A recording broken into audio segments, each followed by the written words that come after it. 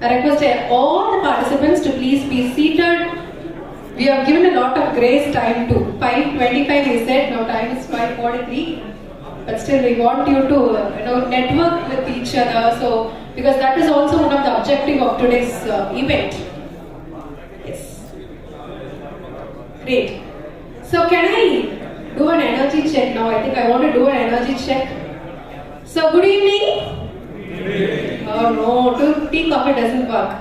I really want a great energy from you. Good evening. Good evening. Okay, better. I think after evening cocktail party you have more energy. Okay, great. So once again, I welcome you to the GSH 4th edition of Sustainable Energy Forum 2023. We are here. And the second part of the session now. So first part we had a great speakers.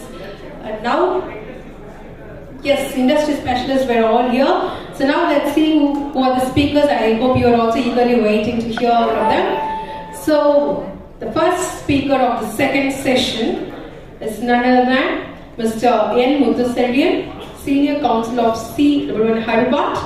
And he's inspired by the force of sustainability and environmental prowess. And he's a Deputy Executive Director at the Confederation of Indian Industry, none than the remarkable, our Mr. Muthuselvian sir. So with over 28 years of experience, Mr. Muthuselvian is no ordinary expert. He is a superhero in the world of energy and environmental sustainability. And he's the master orchestrating the promotion of the green core rating system, shaping companies into champion of sustainability, armed with an engineering background and a postgraduate degree in energy management. His career journey in the saga of TRIM's leading project team at CWN Corporate GBC. He's the mastermind behind national and international projects focusing on energy efficiency, climate change, waste management and material conservation. But wait, there is more. Mr. Muthuselvian influence spans across recycling, extended producer responsibility, green packaging, green supply chain and life cycle assessments, sculpting the very essence of sustainable particles in the industries. And just picture this, he's a visionary leader craving a path for a greener, more sustainable environment. So put your hands together and welcome Mr. Muthuselvian sir onto stage as a speaker of the second session, Net Zero Carbon Approach for Manufacturing Sector. Is this topic he's going to address. Please welcome sir.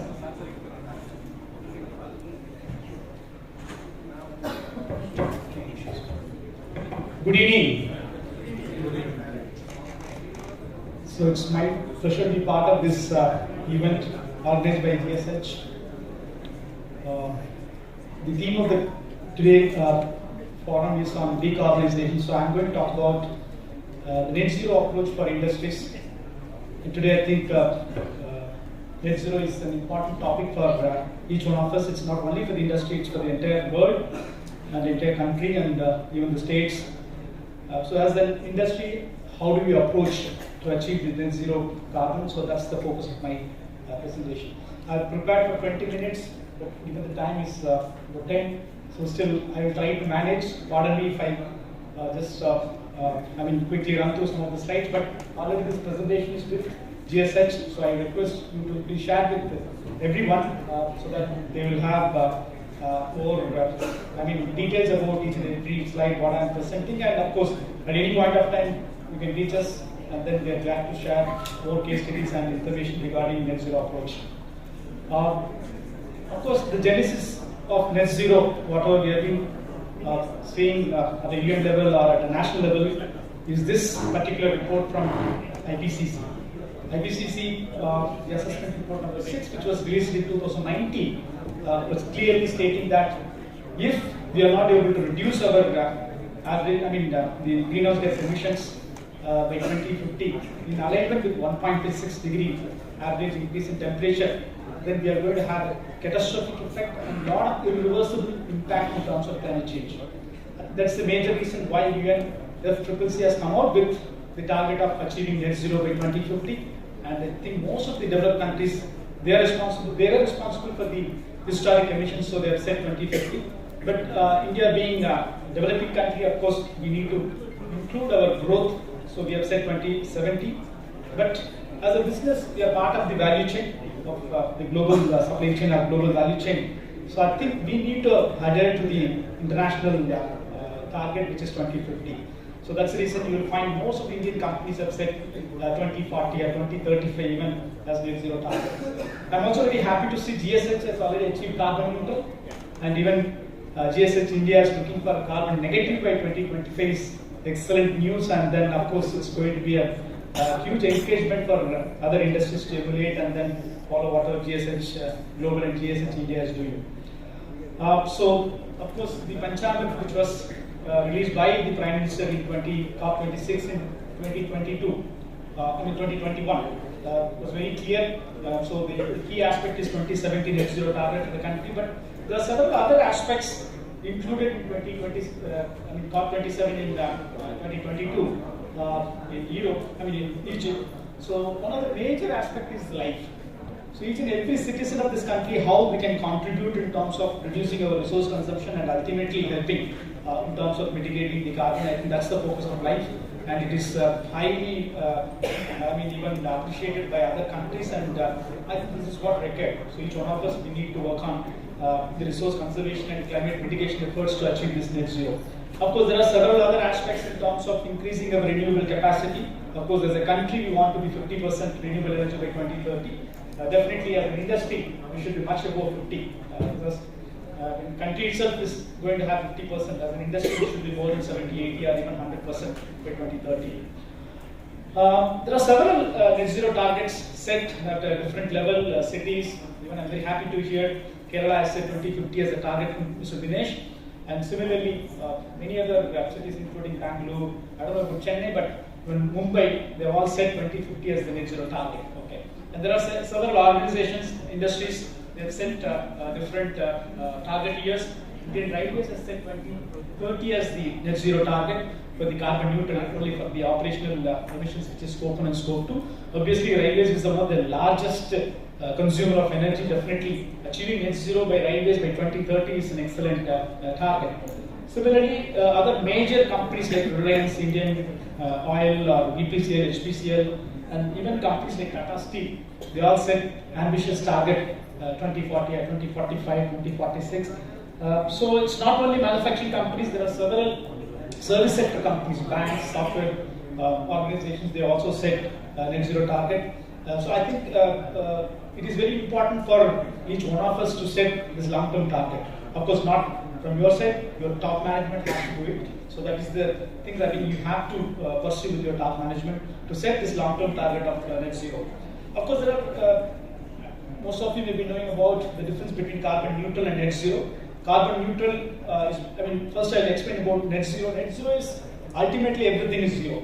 Okay, whatever the emission which the organization is emitting, so it has to be removed. Okay. For example, today I have X percentage of carbon emission. So my approach is to reduce 0.8, 0.7, 0.5.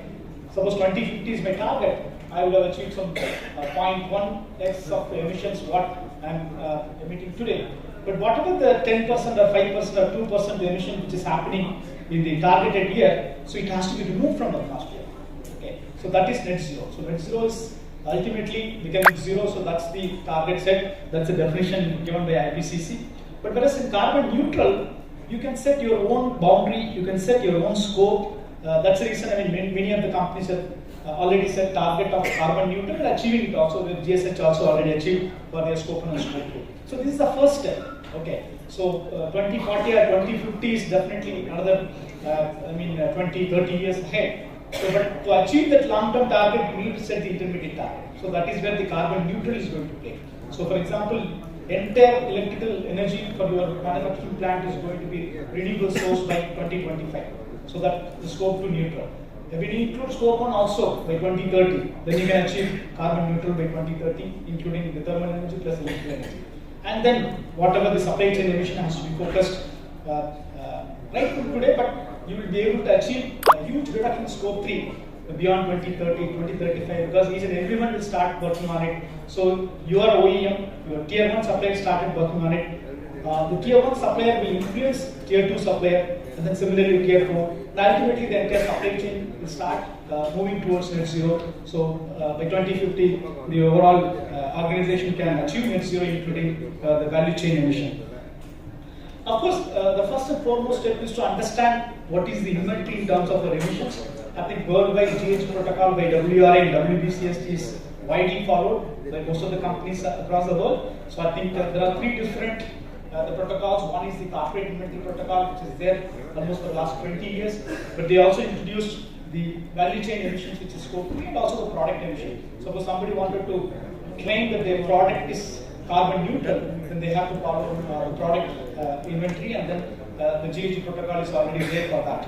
So first and foremost is to use one of these protocols and then start monitoring our emissions. So how much is the quantity? The next step is to set target in terms of long-term and also intermediate targets. So I'm sure most of you are aware, you must have done your scope 1 and scope 2, and even scope 3 also you have attempted to do at least 5 categories or 10 categories, because there are 15 categories of scope 3 emissions. So the entire focus is first to address your scope 1 and scope 2. Scope 2 is the electricity, I'm sure most of you know. Then scope 1 is whatever your emissions happening within your organizations due to the use of fossil fuel. So it may be coal or oil or gas, and even there are other emissions other than carbon dioxide, which is the air conditioners, whatever the refrigerant you are using, and even there are certain sectors, PFCs and SF6 also released. So all those things you have to include as part of your overall inventory. And then today, a lot of the large organizations have started working with their suppliers. Okay. So the first requirement in terms of scope 3 is the purchased goods and services. Suppose Hyundai as a OEM, they used to be having maybe 500, 600 tier 1 suppliers. So now Hyundai need to get per component what is the actual emission. Okay, that is what they have to include in the category 1. Similarly, category 2, every year you are going to add some new machineries or some capital goods will be purchased. So what is the embodied carbon of these capital goods also will be included as part of your inventory. So the objective of scope 3 emission is very clear. Just to illustrate a little bit more, scope 1 is nothing but it is owned by you. It is also, I mean, you have full control on your own emissions. That's scope 1. Scope 2 is not owned by you because you are consuming electricity from the electricity grid. The electricity board power plants emit the CO2, but it's not owned by you. But you have every control on your electricity consumption. Suppose you're going to reduce your energy consumption by 20 or 30%. So directly your scope 2 emission is going to be reduced to the extent. So that's the difference between scope 1 and scope 2. Whereas scope 3 it is not owned by you. It is you also don't have control over it. Okay. So that is why it is divided or categorized as scope 3. But you can influence your suppliers or your contractors to reduce scope 3 emissions. Imagine your logistics emission is very high. Your logistics provider is having inefficient trucks or vehicles. Always you can change your third party to some other company who are more efficient.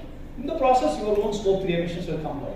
Similarly, your tier 1 supplier is supplying some component is not so sustainable or is having least amount of renewable energy or energy efficiency measures. You can always look for somebody else who can produce the same component at the lowest emissions of greenhouse gas emissions. So that is how we'll be working on in the supply chain emission reduction.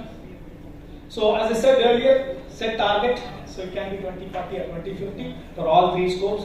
Then set intermediate targets so that you can start working on it. So it can be like, I will become carbon neutral for scope 1 and scope 2 by 2025 or 2030 like that. And then even you can have reduction target for your scope 3 emissions. Because achieving entire scope 3 emission reduction 0 by 2050, you have to start today. First, making your suppliers to inventorize, then setting target for your suppliers to reduce, and then gradually they will also become 0. Then we should be able to achieve the long-term target.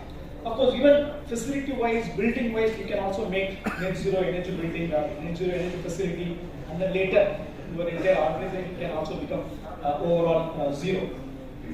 So the action plan for achieving this net zero, of course, each one of you know. So first and foremost, the activity what you have to take is the energy efficiency measure. So last year, CA and Danfoss did a joint study with multiple industries covering different sectors. almost 30 to 40% of overall GHG emissions can be reduced only by implementing energy efficiency measure. I think that is what GS is also trying to promote. So I think that's the foremost, top in terms of priority. It should be the topmost priority in terms of reducing your greenhouse gas emissions. Of course, it can be done with available technologies. Definitely, there is going to be a lot of new technologies which will further reduce energy consumption and improve your efficiency. So the first and foremost focus should be to improve your energy efficiency and reduce energy consumption. In turn, that will reduce your greenhouse gas emissions. Of course, second, thermal energy is one major area where it is very difficult to offset. Suppose you are using diesel or LPG or coal. I think it's not like electricity where you can switch over to solar or wind. So there, the first and foremost aspect is, can I convert my thermal energy equipment into electrical equipment? For example, you have a furnace. Right now you are using diesel or LPG. So can I convert into electrical furnace? And then that electricity can be fed through renewable energy source. So in that way, you can definitely achieve the emission reduction net zero. So that should be the second approach. Third, working with the suppliers and also reducing your thermal energy consumption. There are different options in terms of reducing the emissions of scope 1 also I will cover.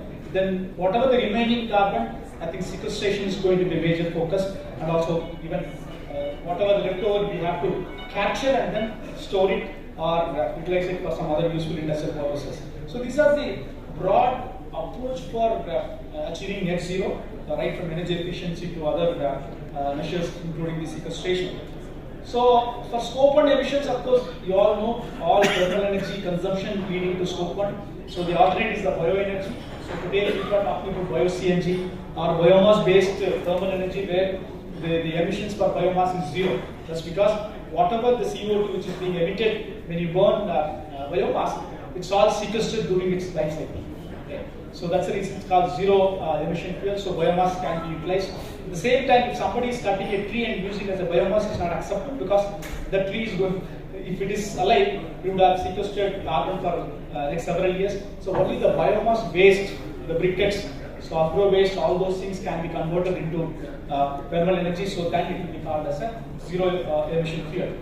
And then of course the biodiesel and other ethanol. These are all some of the alternates where percentage of these things are added. The government of India has set a target of 20% ethanol blending with the petrol. So I think that's going to be reduced even 20% of our fuel import from other countries.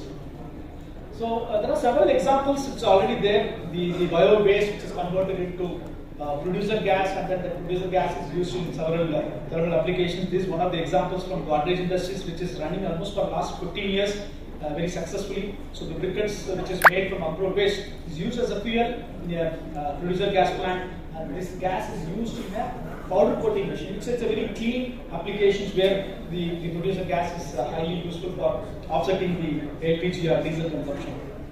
But then there are several startup companies started working on it. This is bio-CNG.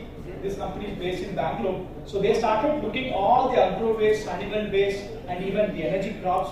And then from there they are trying to utilize and then get biogas. And this biogas is also refined so that the calorific value of the biogas is as good as CNG. So it's called bio-CNG.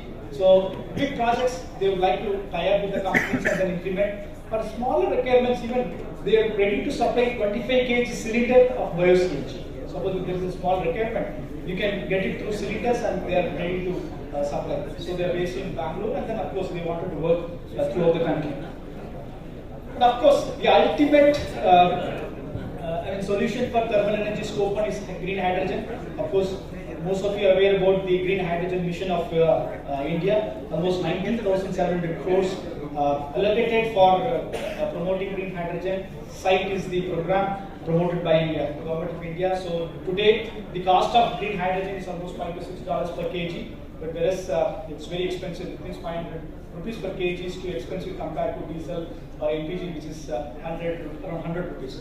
So even companies like Reliance, Adani, they are setting a target of almost $10 billion of investment in manufacturing of the electrolyzers for green hydrogen, and their target is to reduce the price close to about $1.5 to $1 per kg. And once you get that range of the cost, definitely I think most of the industries can start replacing hydrogen. Of course, there are a lot of other challenges in terms of transportation and many other things. But definitely, maybe by 2030, I think it will be commercially much more viable, and many of you can start replacing this green hydrogen. Scope 2, I think each one of you already must be doing. So, reducing the energy consumption, this is what I mentioned, almost 30 to 40% reduction in emissions possible only by implementing energy efficiency measures, then on-site solar power, then off-site, group captive power, and there are different modes. Of course, there are a lot of challenges in terms of getting this implemented in most of the states because power being the state subject, so we are not able to get adequate support from the state electricity board in terms of installing renewable energy source. But the government of India at the national level is trying to have uniform tariff for renewable energy, and even a commercial building or a small factory which is having 100 kilowatt of contract demand, they can purchase green power into open access.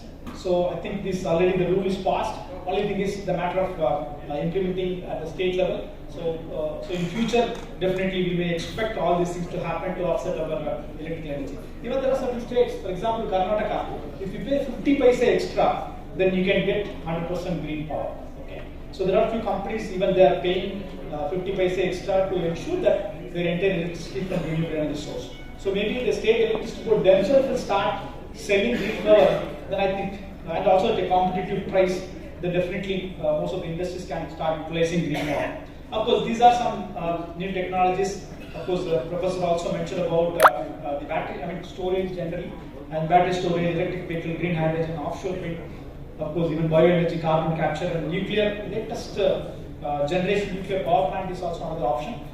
So government of India is also thinking at the national grid level, so that we'll have zero emission. So I'm part of CIA Green Business Center. Apart from green building certifications through IGBC, we also promote green co rating.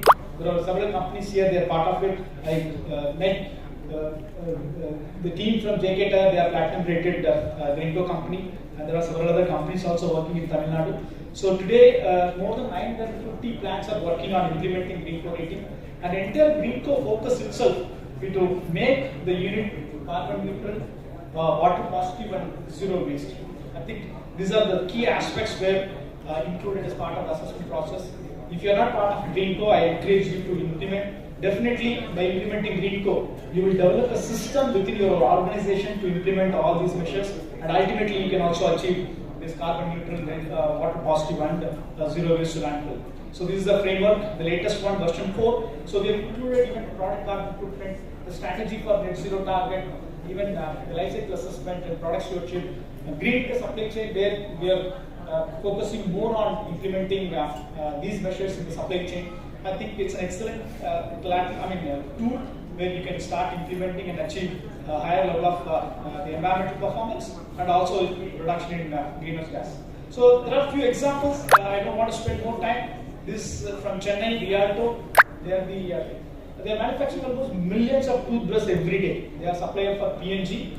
And this company started with GreenCo Bronze about 3 years back. Today they are platinum rated, and they have become the most sustainable company at a global level from P&G supply chain.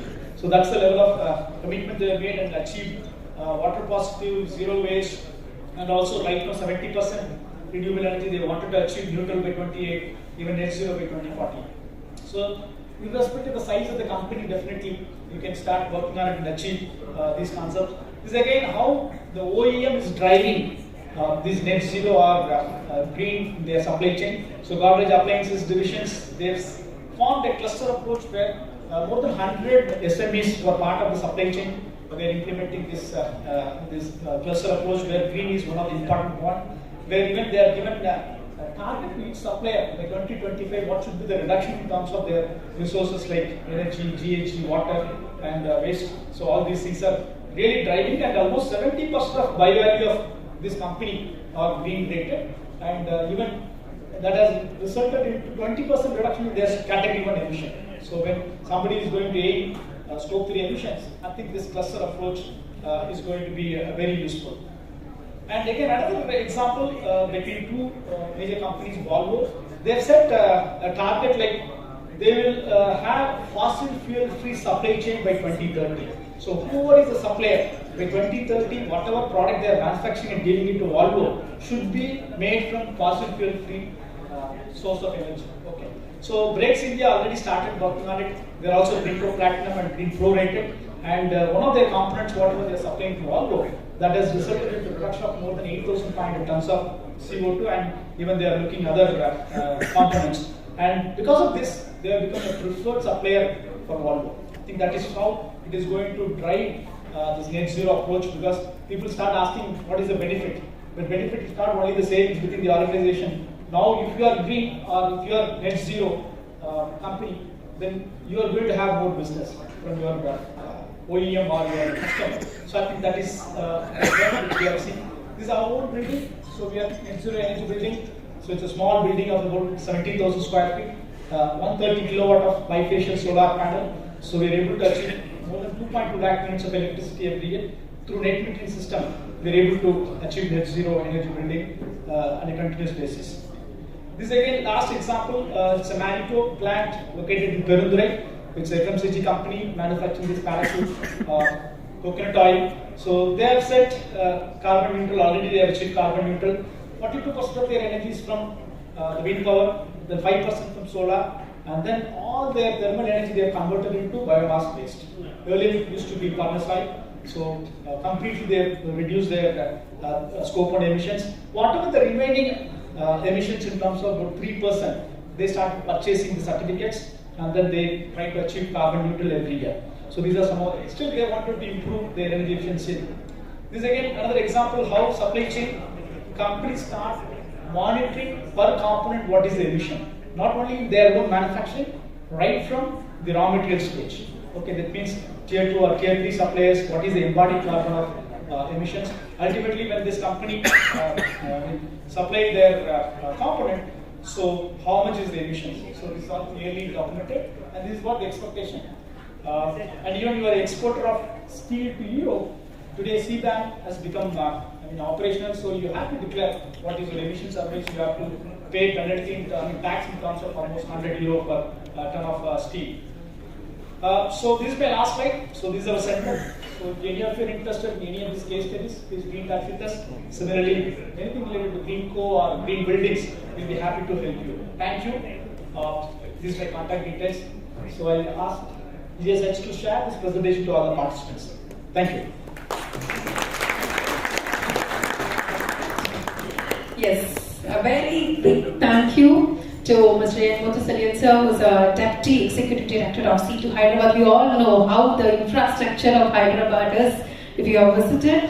So thank you so much, sir, for sharing a visually appealing presentation too, with all the facts, figures and the frameworks too. Thank you so much. So it is our duty to honor him. So I'd like to welcome Mr. Krishna Kumar, Associate Director of Operations of GSH, to please step up on stage, sir. Please welcome. Yes, sir. So we'd like to honor Mr. N. Muthusalyan sir for the wonderful presentation he has done and the valuable time he has spent here, the beautiful momentum, as well as the deep tradition.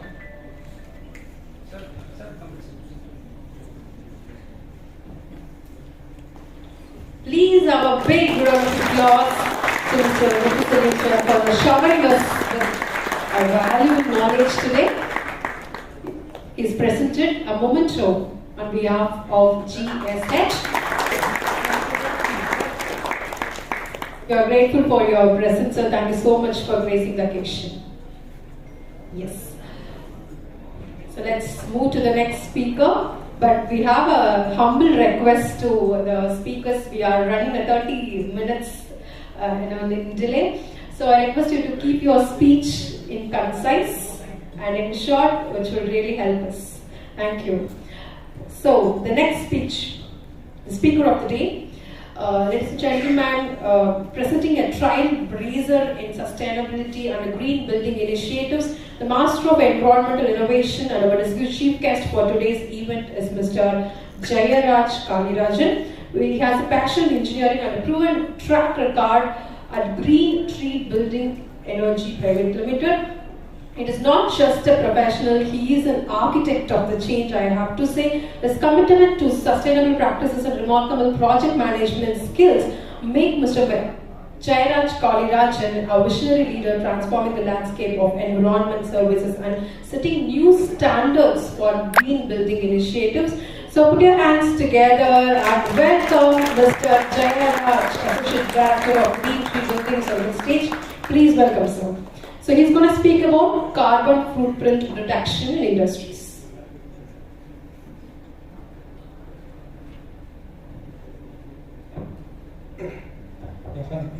Good evening all. I hope it's audible, right? Okay, great.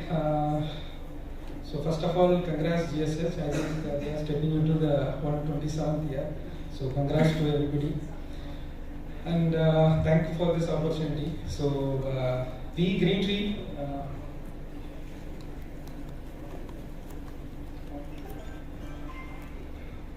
So we are the green building consultant. So Green Tree is started in 2009 and 14 years we are into this field. So we are majorly into this sustainability, energy efficiency. So apart from this, we are doing apart from energy green buildings. So we are into different verticals as well. So which is like GT Academy and market research as well. So this was started by two students from IIT Roorkee in 2009. So this year, what new thing we have started is like our Chennai branch. So like last month we have initiated our Chennai branch. So we are already well established in the northern region, that is Noida. So there we have already done almost, we are doing more than 300 projects in green building certifications. So coming into this today's session, so regarding the carbon decarbonization and carbon emission reductions. So initial, I just don't want to speak that much because I think Mr. Muthushalin has covered regarding the market benchmarks or the framework what we have said. So in that case, I just skip these things. I'll just come into the directly into the emission reduction part. So there is three ways what we can do as of now. So one is like we can reduce the reduction, that is through some renewable energy efficiency, energy auditing. So this type of parameters or measures we can take to reduce these carbon emissions. Or there is a second way where we can delete this, that is we can remove these completely through a carbon sequestration process, which is like carbon capturing. So these are the terminologies what we are telling it right now. So if you third thing is the adaptation, like what we are doing right now with the virus, like coronavirus. Like we can't do anything, but we are just living with that. So in that we have to be prevent our disaster management or coastal management, like keep putting the mask and just we have to face that. So consequences are there and we have to face that. So we have to be ready for that. So this is the three things what we can do. So that is what we have to start with the first thing, which is the reduction part. So energy efficiency, how to choose the materials. So since we have talked more about this industrial equipment utility side, so let's see on the industrial buildings also. So I've just taken two parts in this. One is operational carbon and another is the embodied carbon. So operational carbon, so in industrial buildings right now, whichever is coming up, so major consultants who are involved in the buildings are, these are the like apart from designs, MEP design, facility management and architects. So what we actually record is the other team members like ventilation experts, the energy experts and the LCA experts. These are the three major key players we need in the market. So maybe you might think like in terms of MEP, apart from MEP, what is that energy expert can do? There are various softwares like Design Builders, Equest and Energy Simulation which is came into the market, where we can predict and we can judge all the energy consumption for a year annual. So nowadays we would have heard about the EPA, Energy Performance Index of the buildings. So that will be coming into the market, then they will be very particular on energy performance of particular building and what is the parameter of that. So that is what these are the key players who need to be involved in that. So first thing is the green building rating. So the consolidated, as I mentioned in the earlier slide, so the LC expert, energy expert, and energy expert. So all can be get from the green building certification itself.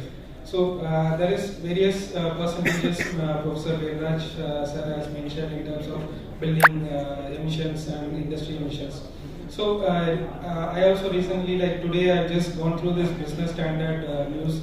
Like there is a scope of 30% emission reduction because of the green buildings. So this was a study done by KPMG and I think along with JLL. I don't remember exactly. So this is what I read recently, that is today morning only. So this 30% reduction is obviously based on the green building certification.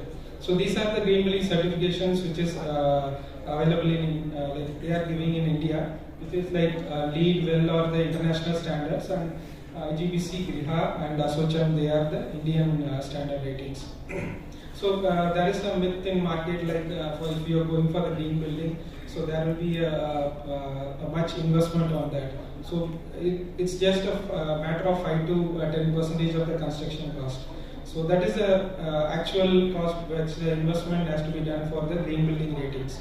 So in terms of the green building ratings, obviously that is the output you are going to get in terms of 30% reduction in emission which you are doing for the environmental. Plus additionally, there will be recognition in the market. So in that case, this rating ESG, which is also recently into the market, and we have also done a lot of ESG rating projects in which we in this there's beauty is like the recognition in the international market.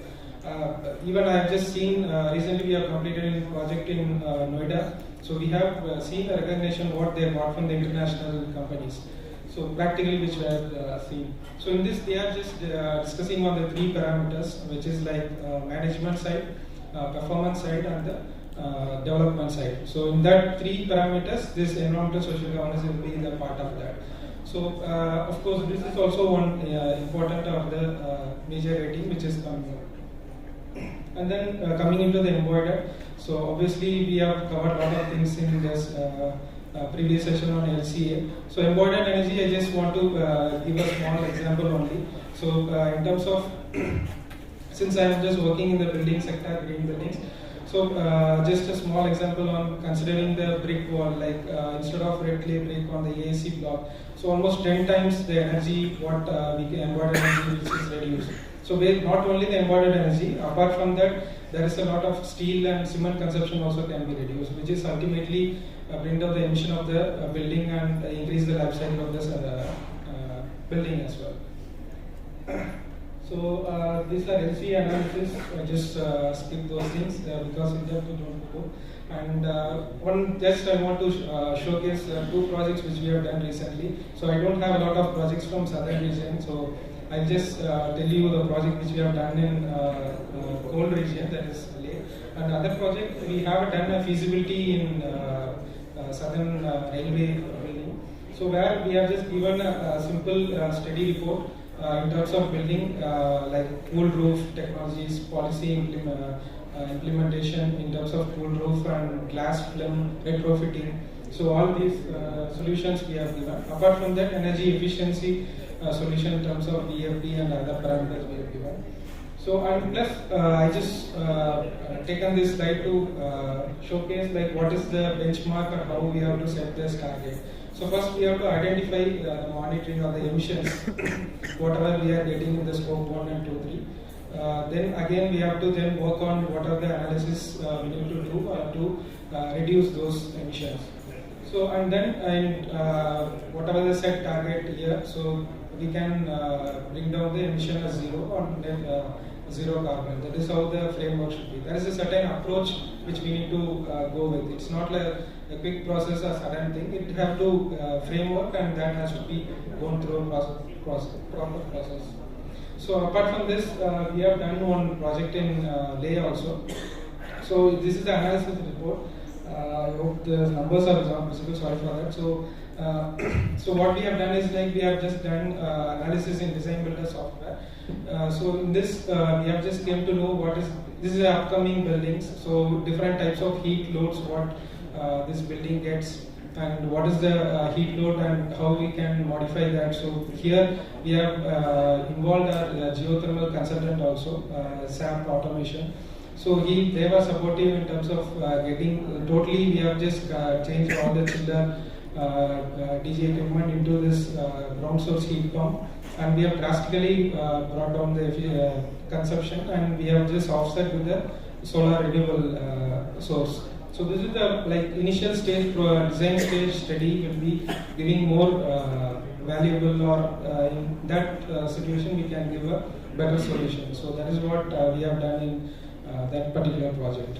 So this is what I just want to show you. Thank you.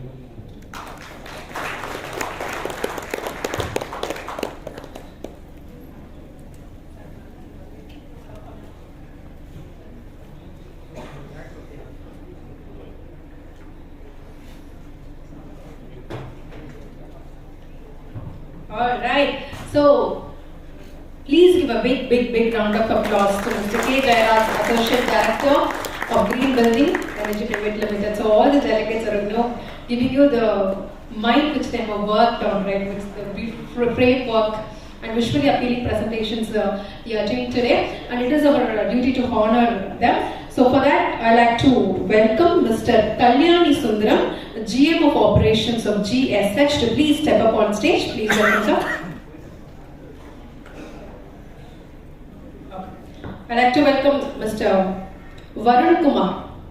Please welcome Mr. Varun Kumar, who is the General Manager of Operations of GSH, to please step up on stage. Yes. So we are going to honor our speaker for today, who spoke on carbon footprints reduction in industries with the memento and vision.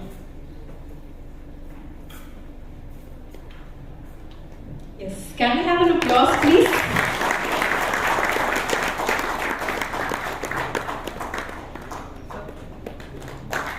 Thank you so much to Mr. Jayaraj, Associate Director of Green Tree Building Energy Private Limited.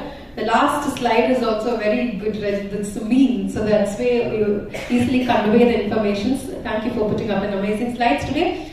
And yes, let's move for the next speaker of the day.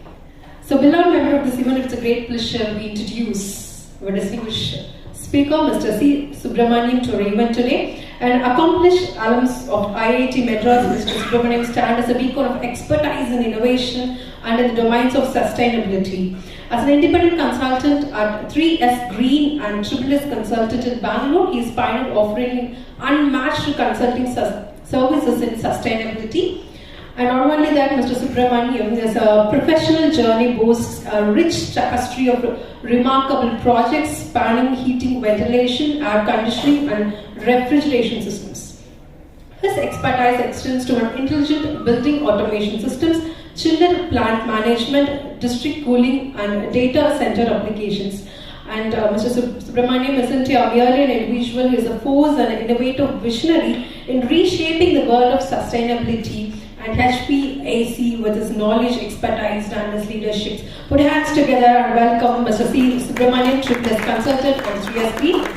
The topic he's gonna speak today is on building automation system, IoT, and data analytics. You know, the talk of the town today is all about the automation and intelligence, right? And ChatGPT, and then he's gonna cover related to automation. So please welcome him on stage.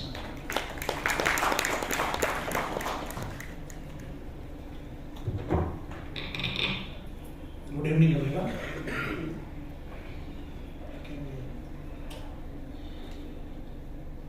So I think we had a good session from the experts, revered experts, and distinguished professionals from GSH leadership team and various others and my dear friends.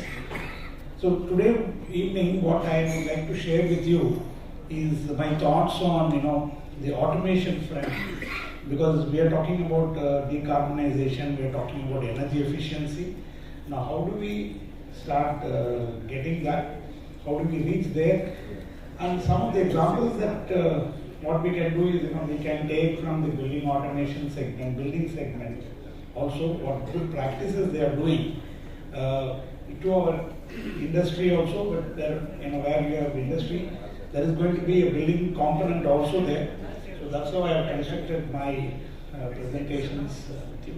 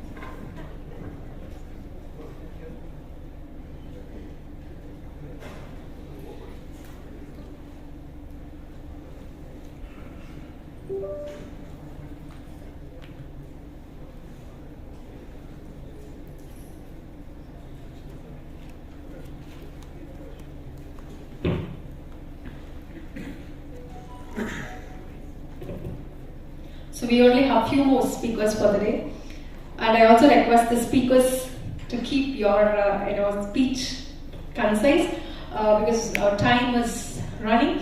And after this event, I think we have an amazing snacks will be provided, as well as cocktail is also there. I think you're all thinking about that too. And I want you to give few minutes. So about how this event is, throughout the day you have sat here and you were enjoying this event and you got a lot of knowledge today. So I take this time to inform that to you too. Please give us few bites because so that we can look back at the event and we can share your experience with others too who was not able to attend. So that would be really helpful if you were able to spare a few minutes for us. And again, the YouTube live is going on. I think we have a lot of viewers who are not able to be present today but viewing from the YouTube. So may I know the channel name? Netz Solutions. Netz Solutions, yes. So even you can share, you can look at the YouTube and you can share the link to your partners or counterparts, your colleagues also. You can share through your WhatsApp the link of the today's event. They can watch. Yes. I think it's okay. What is that?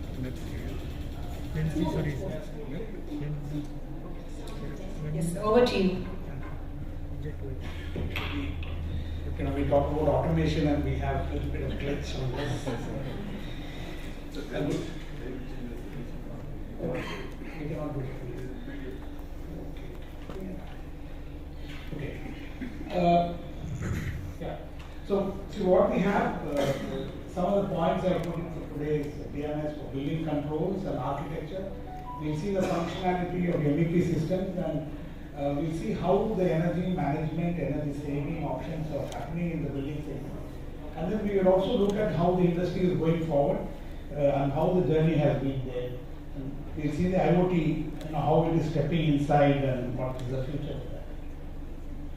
Yeah. See, today's building consumption is almost, we all know that the energy cost, the initial cost is there, but the energy cost is going to be the point of concern. So that is why we should be worried about every bit of energy, that whatever we want to save is very important. And when we talk about a building or an industry, now we do have all these kind of components. One is the energy side, the other is the life safety, fire and life safety side. Now, on the energy side, what you have is all these components, where you have HVAC system, and Professor Weber also, we talked about building, consuming almost around 40% of the energy which goes into the HVAC part, and out of the HVAC you have the chiller plant and all that. And then the electrical systems, the PHE systems, now retail industry or building, all these are going to be there. in the building infrastructure or the campus infrastructure we are talking about, lighting and electrical power monitoring system, all these are going to be there. And we should know that there is a supply and demand, we have to match, because the HVAC when we talk about, it works in the ambient climate zone. And when we talk about the climate zone, the peak ambient conditions are there only for 100 hours or 200 hours in a year. It's not there throughout the 3,000 hours or 8,760 hours in a year. So whatever we design the building for a certain kilowatt or kilowatt hour consumption, it's not going to be there. The demand is going to vary. So which means your supply also has to vary based on the demand. So that is where the control component comes into picture, and the way we design the control component, the way we operate it, that will reflect in energy saving.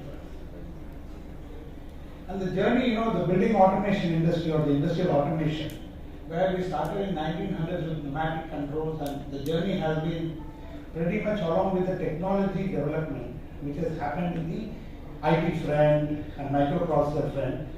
And today we talk about digitalization, we talk about IoT, we talk about hyper automation. So that is where we are going. So we should know that each and every component in a building, it has to be controlled. The process has to be controlled. That is pretty important for energy. But if we leave it uncontrolled, then we are definitely going to consume more energy, and our journey towards your net carbon, your carbon neutralization, net zero, and all that is going to be tougher task. Yeah. See, in any building, you have HVAC, electrical, PHE systems, and all other third-party systems which will come into the BMS, building automation. So all that, there are a lot of equipment which are coming with its own intelligence when we buy. When we buy a chiller, when we buy a DG set, there are a lot of parameters which reflect what is the level of energy it consumes over a period of time. When we buy them new, it will consume, but there is a problem also. So we should be aware that we pick up all these parameters and see when to replace, when to take care of maintenance for all that. And for that, monitoring them, connecting with BMS is very much important. And we can have a nice architecture system for that. So some of the slides I will go fast because considering the time frame. And in any BMS system, we have three levels of architecture. One is the field level, unit level, and automation level, and management level. And can you go to the next slide? Yeah. See, traditionally we have been talking about that, but going forward, we are now talking about data driven. We want information and intelligence built. We are not talking where we are 20 years before. We want the information on our mobile, on our fingertips, so that the industry is moving towards different demands. And today you take various components are there, which they give input to your DDC controller or your process controller or your programmable logic controller. And then the outputs you are giving. So the proper programming has to be done, and everywhere the automation is where it's going to save you energy. You talk about industry, you talk about building. This is pretty much important for that. And the logics have to be written, the sequence have to be understood, the process has to be understood correctly. Now, otherwise, whatever way in which it is designed, if we leave it to go the way it is going, it's going to consume more energy. So that's what is pretty much important. And in a building, we said that the general spread of the energy is chiller plant and lighting and HVAC, and then your chillers consume. If you have a chiller plant, it consumes a lot of energy there with your pumps and towers, and then the demand also is different throughout the year. You might have installed it for peak capacity, but that is only operational, that is only there for 100 to 200 hours or 200, 300 hours. It's not there for throughout the year. So during the rest of the year, you are going to have much lesser demand. Now accordingly, the system should modulate for us, the entire system, your air side, chill water. So in a HVAC system, you should understand there are 5 tracks: air side, chill water side, refrigeration, heat rejection. And the one thing which combines all this loop is this controls loop, which will integrate air side, chill water, heat rejection. You talk about water management, you talk about quality of water, you talk about air side controls, you talk about refrigerant control, how much energy the compressor is taking, chiller plant is taking. You have to have a proper control system which is going to ensure energy savings for us. Now, a handling unit, depending on the type of building you have, it will be high efficient initially, but as it goes along, if you leave it there, your chill water consumption becomes more, or the temperature will go out of control, then your energy consumption goes way down. Then you have got VAV boxes, you have got a variable air volume system control. Then in a building again, we have to take care of demand control ventilation, because when you are designing a building with different occupancy rates and meeting rooms and all that, it's not that your 100% of the load is there at that place. It's going to be spread out. And we are talking about fresh air, we are talking about indoor air quality in a building, because we are talking about green, because we can't save energy at the cost of thermal comfort. And we have gone through that, where indoor environmental quality is very important. So we have to ensure that there is a proper demand control ventilation, because that determines your energy spent on the entire system. Then coming to the chill water side, so you have a very complex chiller plant. Unless it is automated, because depending on the type of design of chiller plant, you may have a primary, secondary kind of a variable chiller plant, or you may have a variable primary chill water flow chiller plant. But then, when you are depending on the supply chill water temperature, your compressors, number of chillers which have to be running has to correspond with the number of chill water primary pumps and chill water secondary pumps and cooling towers. Now all this has to be done through a proper chiller plant control, and that has to be automated, and that is a very detailed procedure which has to be taken care of, because that controls your 60% of your HVAC energy consumption. Can we go to the next slide? Then we also have to understand that in a building, your entire, there are a lot of other systems, which is fire, security, access, lighting, which also works along with the HVAC systems as well. Then, we in any building or industry, we talk about various equipment coming in, which talk, their own language, and we have to ensure that these equipment are, operated with proper open standard protocols. Now, the open standard protocols which are there accepted in the industry are BACnet, LON, and Modbus. And these are pretty important, because the entire various other subsystems of a building, they work together. And if there is a fire, for example, you can go to the next slide. Yeah. See, if there is a fire, and then the fire life safety system has to get activated, then your lifts have to come down, your access control has to work together, your fans have to switched off, and your pressurization system has to be switched on. So this means that there is a lot of importance which we have to give it to automation, and which will ensure life safety as well as energy saving.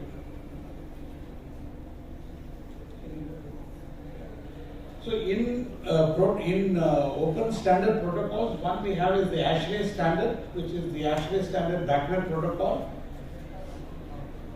And then we have LON-MARK, and so the LON-MARK has got the neuron chip, and then subsequently you have this Modbus, which is the industry de facto protocol which is there. Keep moving forward. And then in the building automation system, whatever complicated programming which is there done at the controller's level, what the end user wants and what the facility team wants, the facility manager wants, is a proper display of what is being controlled, what is being monitored.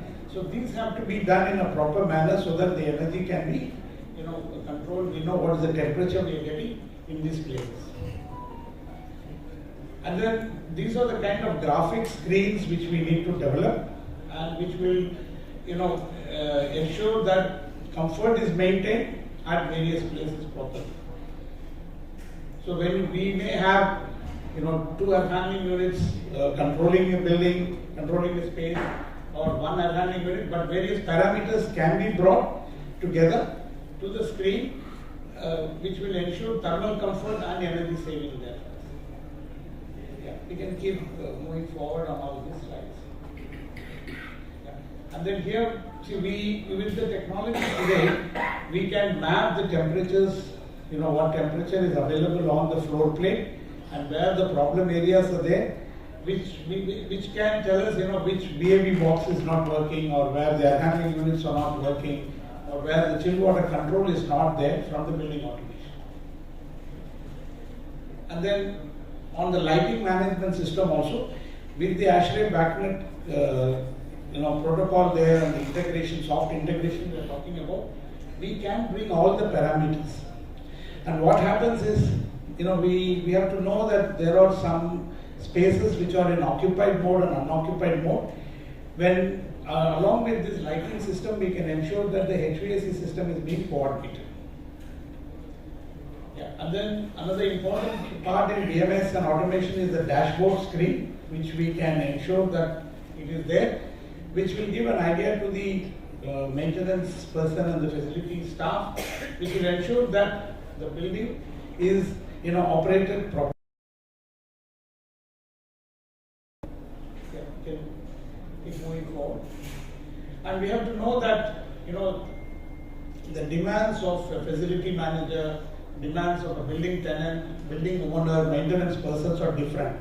Now that is what is being addressed by the building automation system, because it will capture the parameters of the equipment, according to the requirements of the team.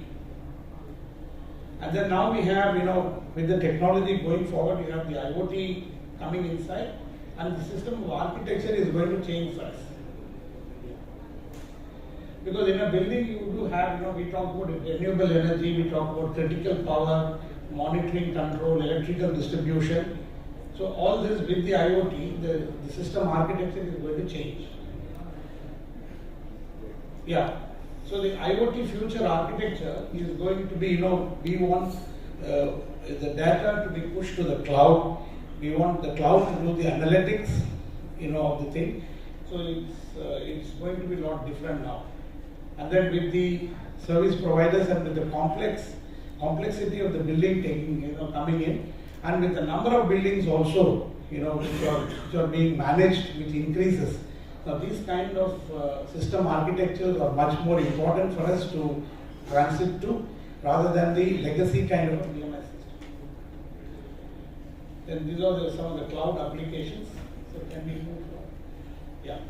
So now what we have the technology is the smart actuators now. The smart actuators and the IoT and the cloud connectors and all that are there, smart sensors. Now with that coming in, we will be able to access the data much better. And then ASHRAE, which is the American Society of Heating, Refrigerating, Air Conditioning Engineers, they have done some study where, driving energy saving with a lot of data that has happened, where, if you go to yeah. So they have taken, more than around 7-8 buildings and ensured that with IoT, with the data analytics, there is a good amount of energy saving which can take place with that. See, now we have been talking about building automation. Possibly the industry going forward is getting into the hyper automation. Now, what exactly is hyper automation is, see, hyper automation, this is going to be a business driven approach that uses multiple technologies. We are not talking about single technology. And there we talk about machine learning, artificial intelligence and all that, which is going to play a role in this. Yeah.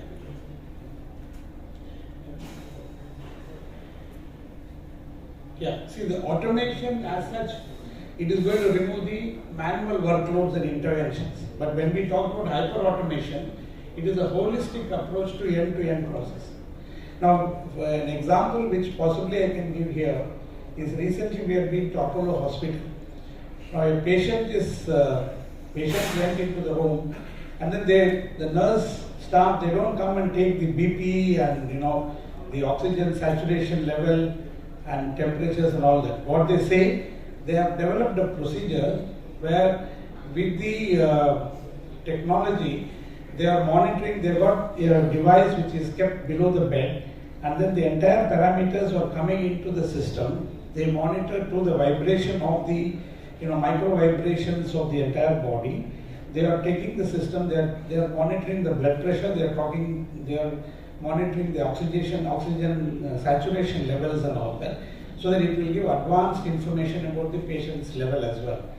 And this system is being developed indigenously in India and for this patient. I mean, when these kind of things are happening, I am sure that in industrial automation and building automation also, this transition from legacy BMS system to automation, there is a lot of scope for us. So this is the traditional BMS which we used to have. You have various equipment sitting at the unit level, and then you have the controllers and we have the BMS workstation. But then going forward, we go to the next slide. Yeah. So you are going to have IoT sensors.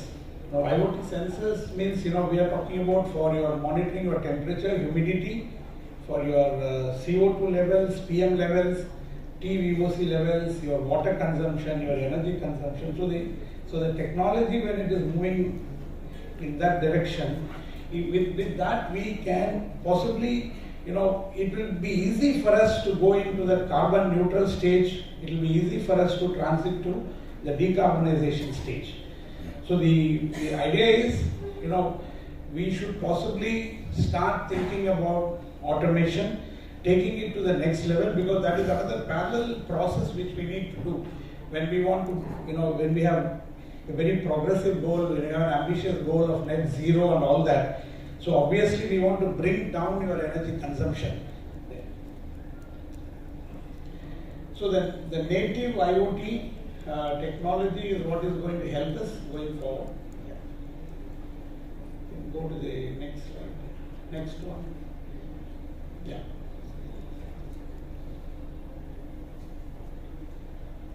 You can go to the next. So now, if you compare, the traditional BMS or traditional automation, and where possibly the industry has to go to. So we are talking about energy efficient algorithms, which is going to be there when you move to cloud, when you move to IoT sensor and native IoT, and the historical trend storage, which is going to be there, the sensor data integrity and machine learning optimization. So these are some things which I think the industry has to go to, rather than we have to do a soul searching where we are today, in either industry automation or building automation. We may have a very nice building automation system. Now, is it working in manual mode or is it working in auto mode? Now, are we allowing the system to be maintained properly and ensure that the energy saving happens, or how does it work? So that is where it is important, because we can't think in isolation today. So because we want to do net zero, we want to do carbon neutral, we want to do decarbonization. But this is an important component for us, where there can be 20 to 30 to 40% energy saving, which can happen by BMS and automation system, which will help us and ease our process of transition to carbon neutral and decarbonization. And that's what, these are the lessons that possibly we can learn from the HVAC and the building automation, and possibly use some of them in the industrial automation side, and see the idea is travel along with the technology. When the technology is going forward, we should ensure that every bit of the current new technology is being implemented in our automation process which will help us, to transit from the current system to the new technology system. Now the cars were there possibly in 1914 or 1900s, but today the cars are not like that. Your cars are much better.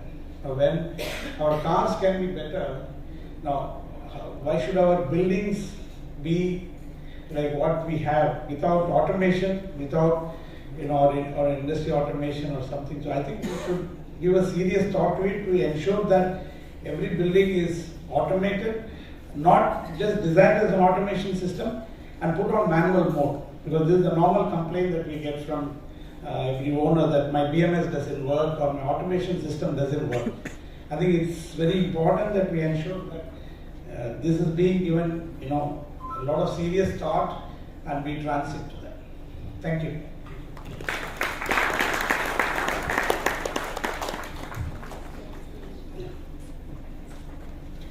Okay, a very, very, very big thank to Mr. C. Subramanian sir, SSS consultant and a 3 years green, because the dashboard itself has proved his excellence in the industry, and even a lot of insights he has shared, very valuable insights. Thank you so much for raising the occasion today. So I'd like to welcome Mr. Rajesh Shekhar, Manager HSQE. Please welcome on stage. So I'd like to welcome Mr. Rajesh Shekhar onto stage, please. To honor our speaker for today, Mr. C. Subramanian, SSS consultant and 3 years green. Yes. He's been honored with our anniversary shawl.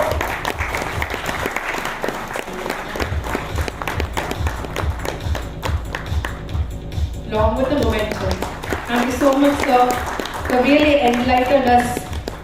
If cars can be like that, why not buildings? Yes, a thought-provoking question. He has ended his presentation. Thank you, sir. Yes, let's welcome our next guest of the day.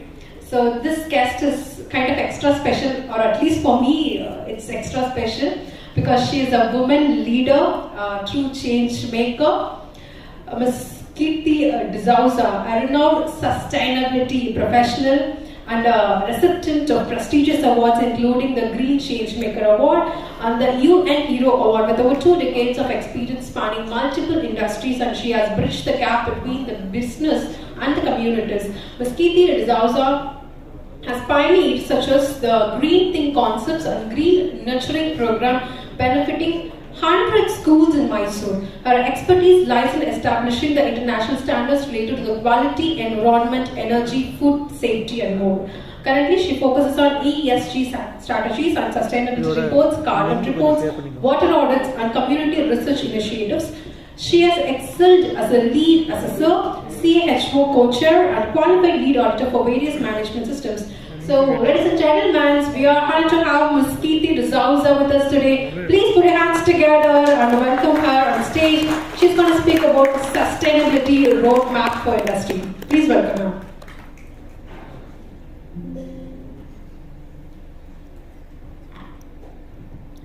Thank you very much for that generous introduction, but I'm sure that I didn't share this profile. You've done your homework.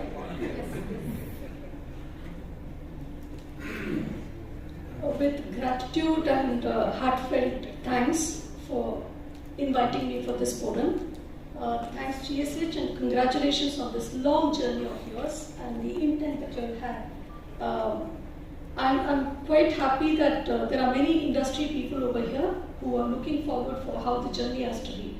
But I should definitely say I have not put in a roadmap here, but I've just tried to share some of the ideas. But I know that the whole program of today, all the speakers have extremely put in their effort in giving the masterpieces of their own experiences. So this is just going to be an addition to it, and I've just tried to concentrate a little different, possibly a few topics which could be of use to all of you. So let's start with understanding what is sustainability. I don't have to give the definition, but all of you here know that sustainability has 3 pillars. It has an environmental pillar, it has a pillar for society, which is the social component of it, and then there's economic performance, where we have to be bothered. But the reason why we're all looking at sustainability is to achieve that center point. The center point of how can we actually balance these three pillars, how can we integrate these three pillars into our business, into our lives, into our community, into our industries and institutions. That is what the passion journey is all about, that we have been trying to look forward for. And in achieving this, especially the target group being industries, this can be greatly achieved with the value chain. The value chain has to be the focus of doing business. It can't be anymore my own boundary, my own suppliers. It has to be across, even to the customers. It has to be the society also to a large extent. It has to be institutions which has to contribute for research towards what innovation is possible within your industry. So we have to bring in the value chain to attain that particular center target that we have seen. We've seen there are several case studies where, globally, we have seen the case study of the oil spill. There was an emission scandal that happened. There was also data leakage that happened. Beyond mentioning the names of companies, what I want to really bring the essence is the world is watching today. The world is so keen to see what the companies are doing, what their history has been, what their performance has been, right? So, and you don't even know that they're watching you. And everything is in the public mode today. Sustainability is a language which is making your commitments public in all these three spheres. May it be your sustainability reports, may it be in any other occasion you have presented your commitments publicly, but there are people who are watching silently without even your knowledge, and they are rating you for your sustainability commitments. This is the message that I just wanted to give. It's much beyond all these happenings. They are watching your performance. And this is the space where we have to be very careful, thoughtful in the strategies that we put across. Taking you forward, one of the key factors which helps the organization to put up your commitment is the reporting part. The sustainability reports are a public domain document that's accessible to all organizations for the benchmark studies, or possibly to know how committed you are. Your customers, your investors, they're all the people who are looking forward to your sustainability reports. So how careful can you be? How can this sustainability report be part of your journey? So, because this is where you're communicating how you are different, unique, and what your effort is towards. If you look into the growth of the reporting, it has been increasing from time to time. I'm not taking much time because I was not aware it is 10 minutes, so my slides are quite long. So I better go really fast. Keep moving. So the reports are actually being made by the companies with various frameworks. There are several frameworks. The presentation can be circulated. So I'm not going to focus much on it, but there are many things which indulges into the report making. Your SDG goals, it could be your commitment to CDP or the framework of GRI that you're adopting. There are many such things which influence the reports that you make. So you have standards which help you, you have frameworks to which you are going to subscribe, which helps on your commitment. If you're talking about climate commitment, maybe your TCFD helps, your CDP helps.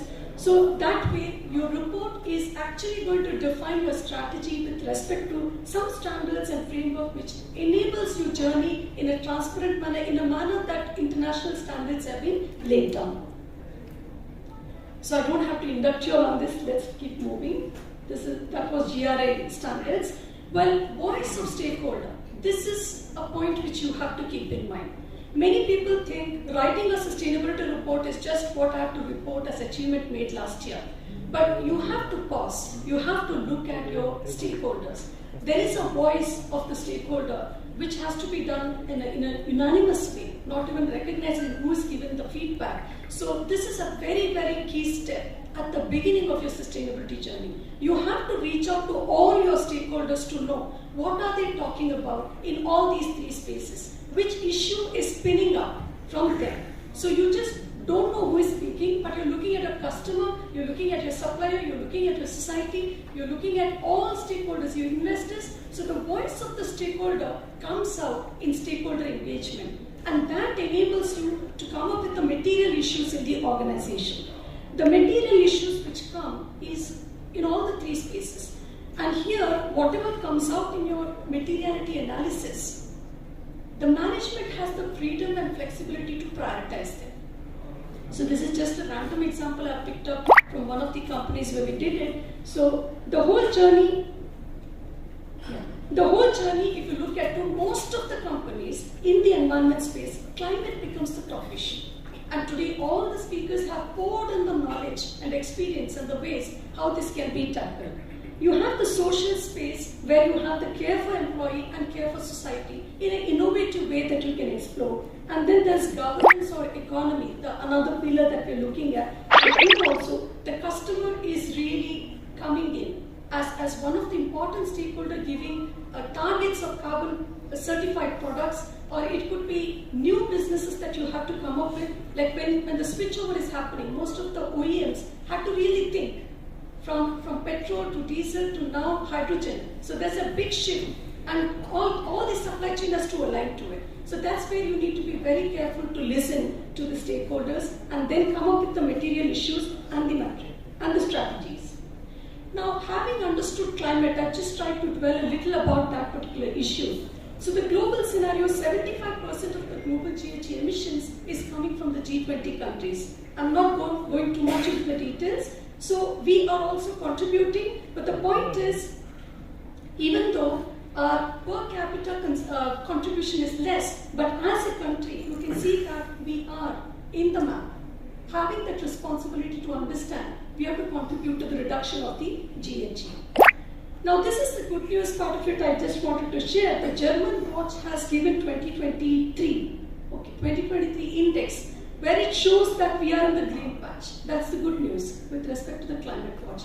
But the journey has begun. That's the good story that we have to think about. And there are, if you look at the whole map there are n number of legislations which is being pouring in with respect to the climate. So we have to be on alert, and India has been very, very innovative, and they are bringing a lot of regulations, and they are bringing a lot of schemes that actually help the decarbonization journey. So Muthu sir spoke about Mission Life as one of the first agenda points. And this is an encouraging part, not only for the industries, but to the individuals within the organization, which enables every individual can contribute. Now, how the industry can be a window to make your employees' families a contributing factor. So there is, I just collected it from the news, 13th October, there was also Green Credit Program got launched. Here, it's not only going to be the industries. Every person in the organization has an opportunity to come up and say that I have more than 100 trees, so I will log into the program, into the registry, and I'll be the contributor towards the Green Credit Program, and even in the water space. So there is a Green Climate Fund which is available, and there are many banks that are available today, and World Bank is pumping in a lot of money into decarbonization. So if you look at towards the net zero journey, World Bank has just approved more than 1.5 billion. So there is a huge amount of funds that will be flowing in if you're open to for technologies to be absorbed. While the World Bank is trying to look at whether the borrower is a responsible borrower. So this is where you have to pause and think about that it's not only going to be energy saving, which is the agenda. They would like to see how the borrower is environmentally conscious and socially conscious in all the projects that you are executing. So even you may be doing HVAC intervention or PFT project, but they are trying to look at how E&S is incorporated into your project. So you have to be a little vigilant on the other factors of sustainability too. When you talk about carbon footprints, this came a little surprise to me, so I thought I should share. One of the clients where we are handling the product carbon footprint, the customer says, I'm not interested in your overall carbon footprint. Receive 600 rupees on Google Pay for Business. And of course, they do have given the targets 2040, 2030, whatever, so they have to align. But they particularly say, you show me the footprint of the product that you are making for me, the part that you're making for me, the line of the production that you have, monitor the carbon footprint for that. And they very clearly laid down the guideline, all this to be included in the reporting, and all that can be excluded in the reporting, including the business travel, etc., which is like scope 3 we would have eliminated. I'm just drawing your attention because when you are trying to say that I'm doing my scope 1, 2, 3, there could be a customer who is looking at their value chain, their supply chain to reduce, and they want no double accounting to be done, and they don't want other accounting to be done for which they are not responsible. So you have to be a little vigilant to look at what your customer needs. SBTI for the developing country like our country is, I heard that you're not charging for the developing countries. So this is one of the credible ways of how you can register your project and you can have your net zero certifications done. But here when you register, your customer or your investor appreciates you more for the scientific approach that you've taken. And this particular SBTI portal is available. All of you can go there and register your decarbonization journey. So this I want to dwell a couple of few seconds possibly. Biodiversity. Many people think biodiversity is my flora and fauna. This is what is their interpretation. But the CESD today has launched a Domain Excellence Award also for biodiversity. And I was fortunate to be part of some of the assessments, and I've also contributed a little towards the biodiversity impact assessment.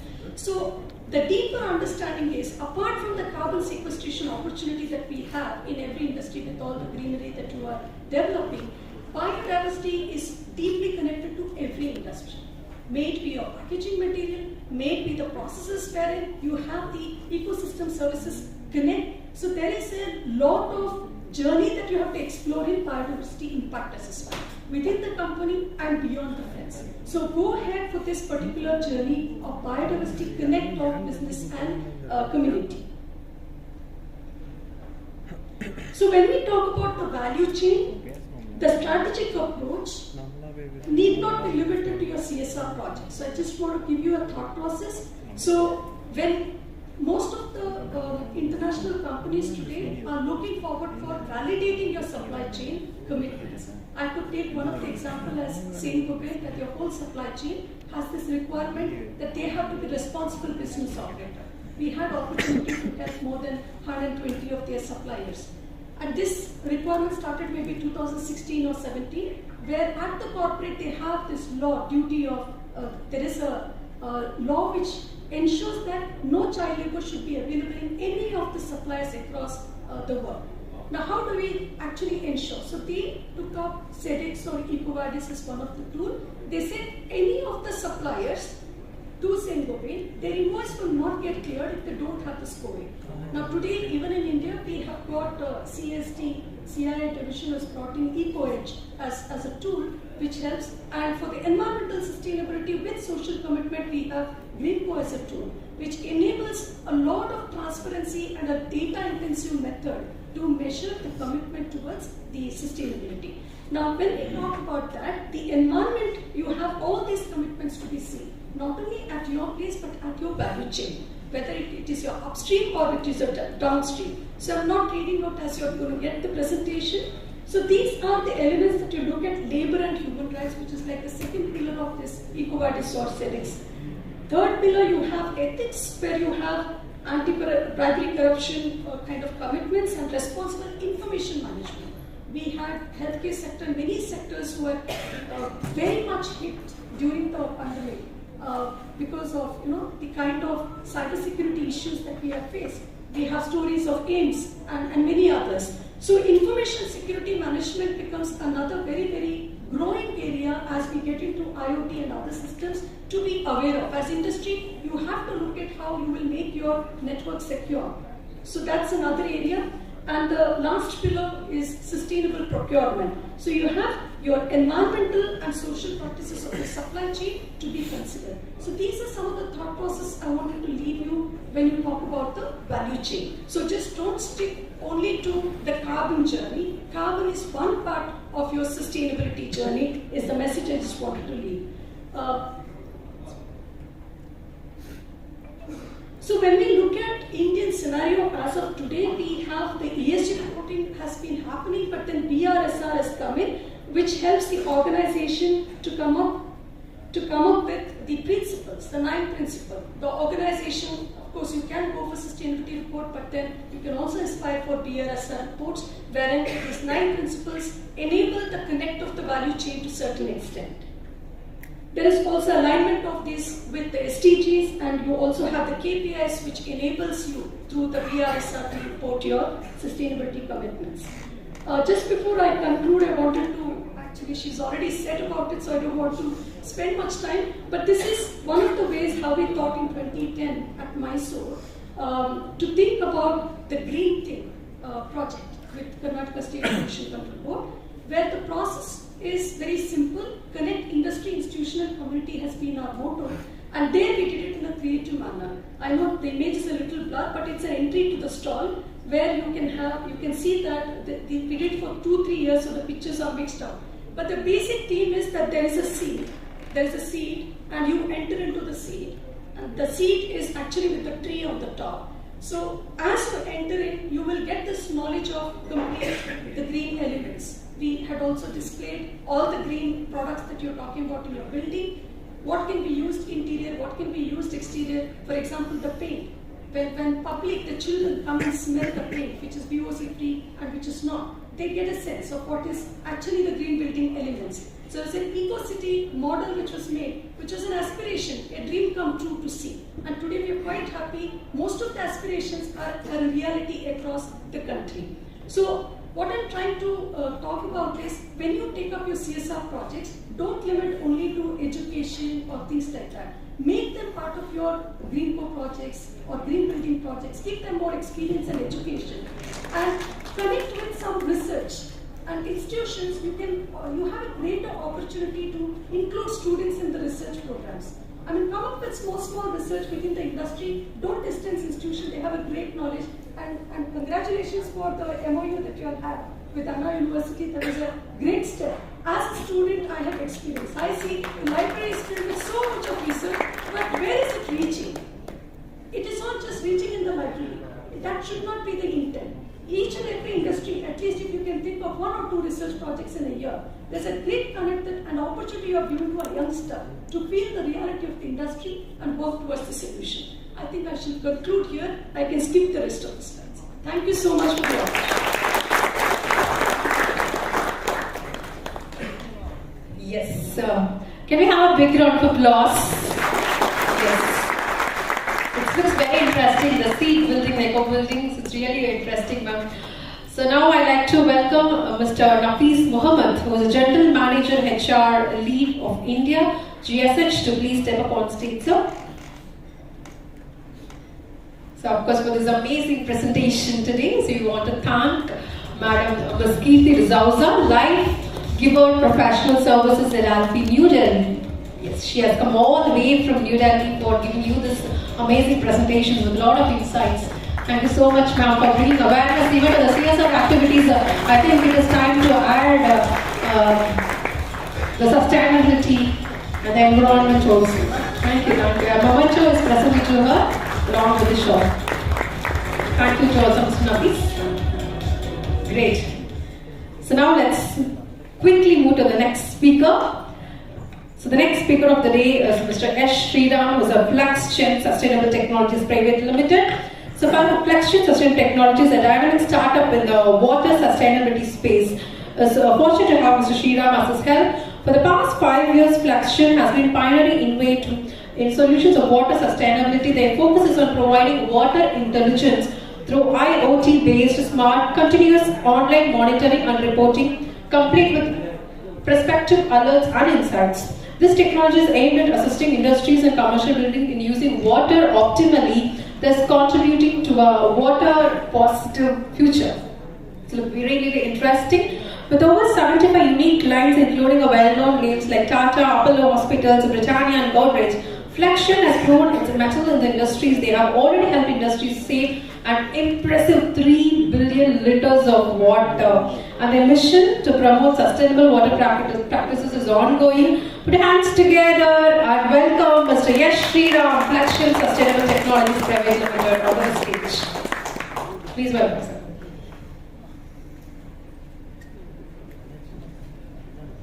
Good evening to all. Thank you for the generous introduction. And as the agenda is pretty palpable, I think we have had a lot of heated discussions on energy and HVAC solutions. So to cool it off, I think we will have a little discussion on water. Yeah. So we are a water intelligence platform provider based out of Bangalore. We are a 5-year-old startup. trying to provide meaningful ways of achieving water positivity for industries. So typically what we do is provide an intelligence platform for industries for getting reliable and accountable data with respect to the metrics of water. So what we do basically is collect data and provide prescriptive analytics in terms of water usage, both with the flow parameters like volumetric flow, the quality part of it, the levels part of it, etc., leading to certain other data metrics that we provide. So basically the intelligence will be in terms of continuous usage alerts, leaks, any breach of quality levels, or the overall usage of water per se as per the benchmarks and standard sets for each industry. We also help in compliance reporting with respect to Central Groundwater Authority or BRSR reporting, which is Business Risk and Sustainability Reporting Protocol, as well as for pollution control boards with respect to OCEMS, the quality monitoring parameter which is mandated and driven by the Central Pollution Control Board. Basically, we help in water savings or optimization, which in turn lead to energy savings and environmental savings per se. So we believe that at the heart of our solution is a completely automated platform which will help in 100% human intervention free operation and reporting.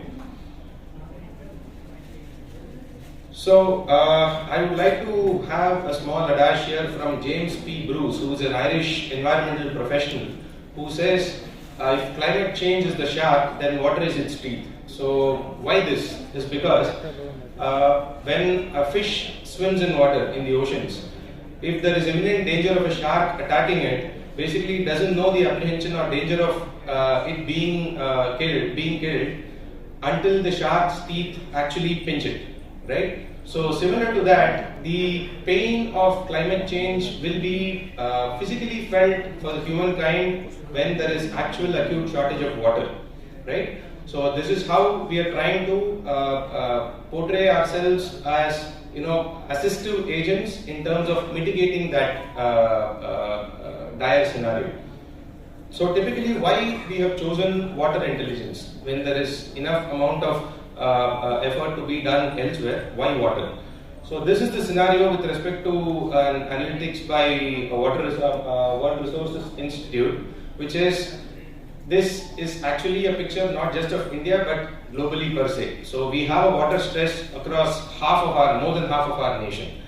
And why we are choosing only industries and commercial buildings is because for every ounce of water which is available for us on the face of earth, the total amount of fresh water or potable water available to us is a mere 5%. And of that, any preference or prioritization is done in the order of first the common man, then agriculture, then industries. So for industries to use the whatever frugal amount of water is available to them, it is best to always monitor as well as practice best practices in conserving the amount of water which is already available to us. So these are two instances of shortages which have recently been captured across India in Chennai and Bangalore. And there are basically three kinds of risks which are faced by industries in terms of water. One is the financial risk, which basically involves your procurement as well as processing costs with respect to water, right? The next one is a business continuity risk. So this basically pertains to companies or rather organizations or factories which involve water intensive processes in their manufacturing or their operations per se. And the other part is the compliance risk.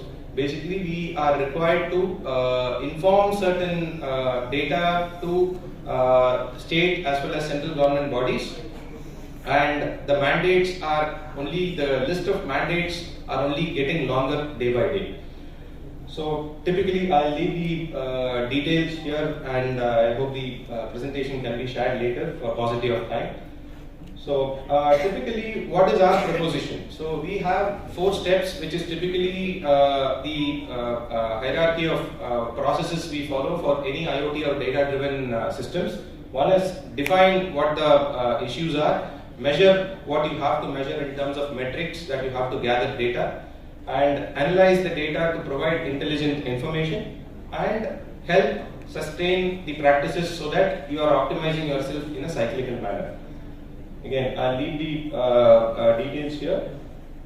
So the architecture of how we do it. So at the heart of our system is basically an IoT device, which is a communicator taking data, as I think Mr. Subramaniam had covered in his presentation as well, collecting data from various sensors on the field, which we capture through a detailed survey where we have to monitor and ascertain what are all the key metrics that we have to capture. And from the IoT device, we will be able to transfer the data to a cloud, from where the analytics takes over in terms of all the prescriptive reporting as well as alerts to be provided on the ground. So these are some of our snapshots of our installations.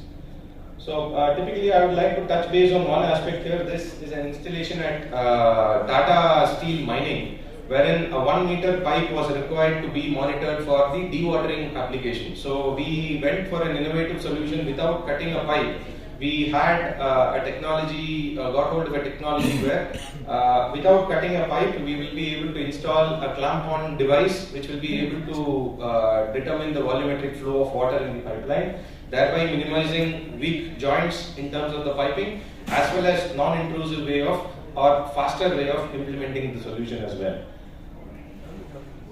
So this is with respect to the Central Groundwater Authority reporting, and this is with respect to the quality parameters to be mandated for the Pollution Control Board. So these are some of the snapshots of the data analytics and the automated reporting that we provide online with respect to both remote access as well as compliance. So I'll run through these.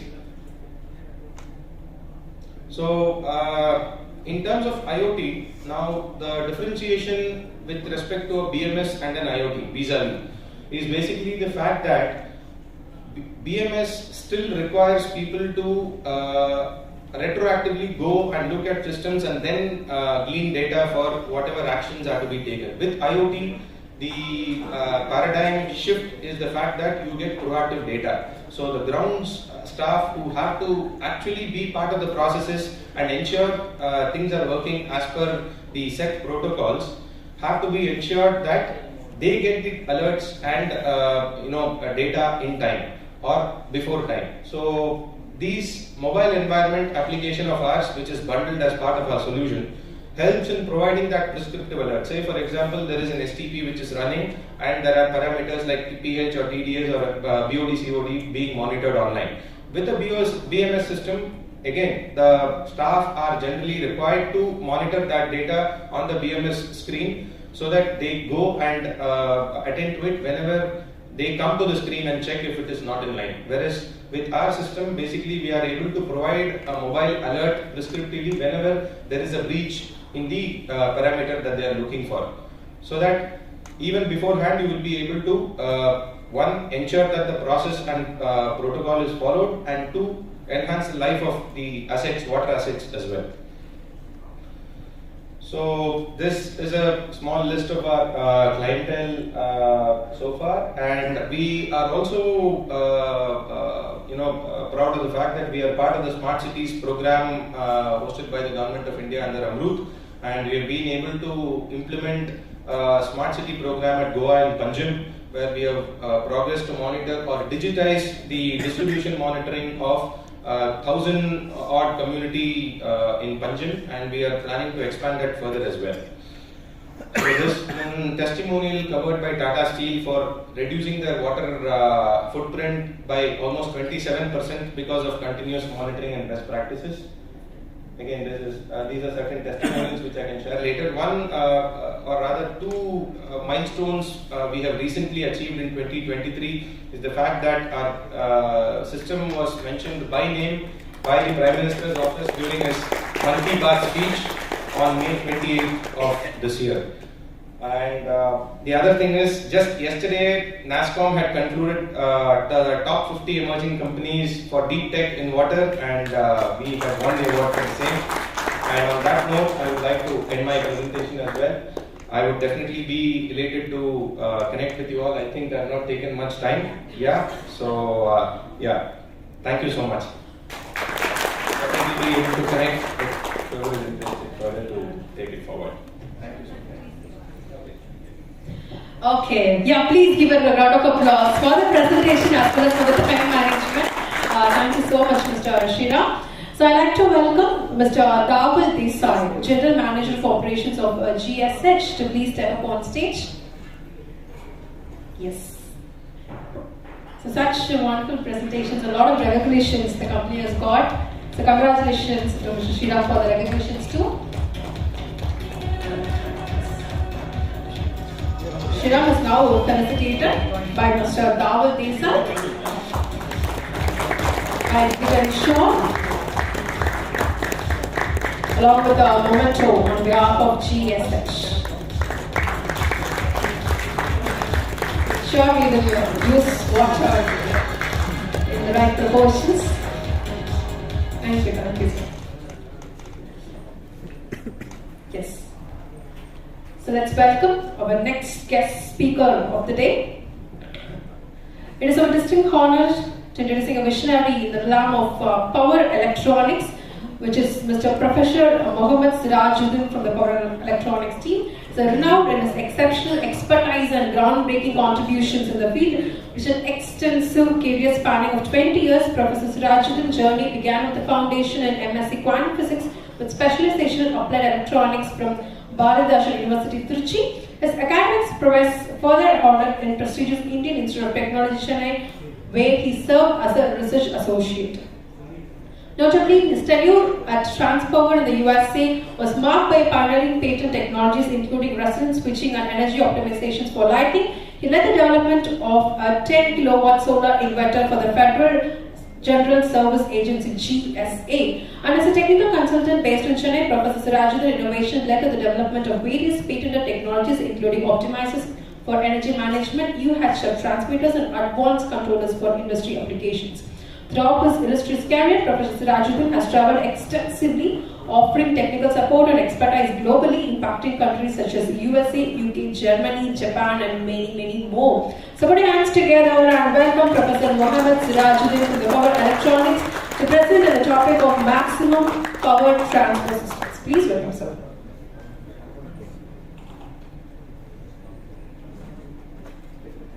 Good evening, everybody.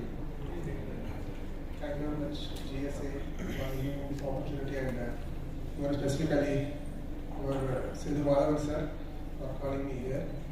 And he himself is a professor and a student, and moreover, related to energy technologies, worked in almost 32 countries, including advanced countries like United States, Germany, Japan, everywhere. The prime goal is that how we can generate proper energy, transfer this energy, and use this energy. Most of the people, they develop technologies for conversion of solar, gas-fired, whatever it is. Till today, we don't have something called substitution for generators. Generator is considered to be the highly efficient type of thermal to electricity converter with sustainable energy efficiency. And moreover, we have come up with some type of technology which has been patented. We have been working on this technology for the past 15 years, where we can convert the electrical energy to power something called RLC loads, that is resistive capacitor inductive loads. You have often seen that for LPG cylinders they will have regulators. You will see for something related to water, they will have some type of regulators. Have anybody seen any type of regulator for electricity board? They will only put tri-vector meter. They know that users will make use of their energy at different efficiencies. So in our country, mostly in the South Asian continent, all the electricity boards, they will penalize you for power factor, harmonics, and they bring up new technologies to charge you commercially with power factors, with harmonics, distortion, so many parameters. Because the tri-vector meter is basically a mathematical meter which will take into account voltages, currents, distortions, phase angles, everything into account. So at the end of the day, the electricity bill will carry all these parameters into it, and the industry, whoever uses it, whether they use resistive load, inductive load, or capacitive load, which is motors, or chiller plants, or variable frequency drives, you have to pay for everything. Even if you generate noise, they will charge you. If you spike your electricity through some type of machinery, they will charge you. So ultimately, we have been working on something called high frequency resonance technology. It was some 15 years before. Some of the people who are from IIT, they will know Dr. J.P. Rana, who was one of my mentors. We were working on fiber optics.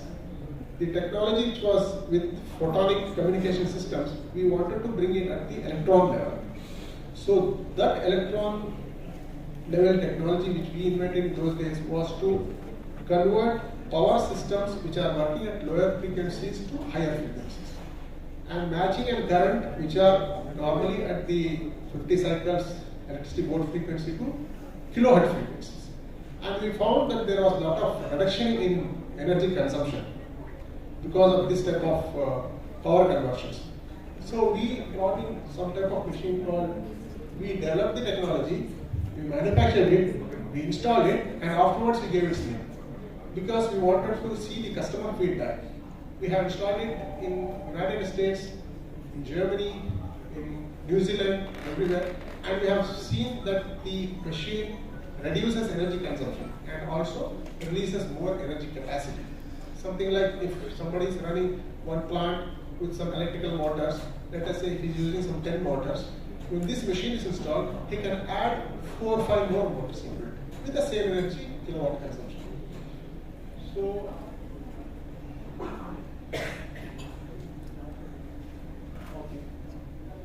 about IEO, we have named it as Intelligent Energy Optimizer.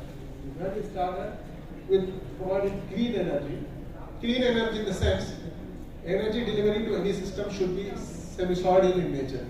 What we study in our engineering background, that the equation for sinusoidal means the current should be sinusoidal, the voltage should be sinusoidal. So these things, in reality, if you could see, the consumption of any industry with variable frequency drives and complex type of loads will be highly noise will be associated with it. This machine, what we have invented, is a single point solution for power factor correction, harmonic suppression, and also maximum energy transfer.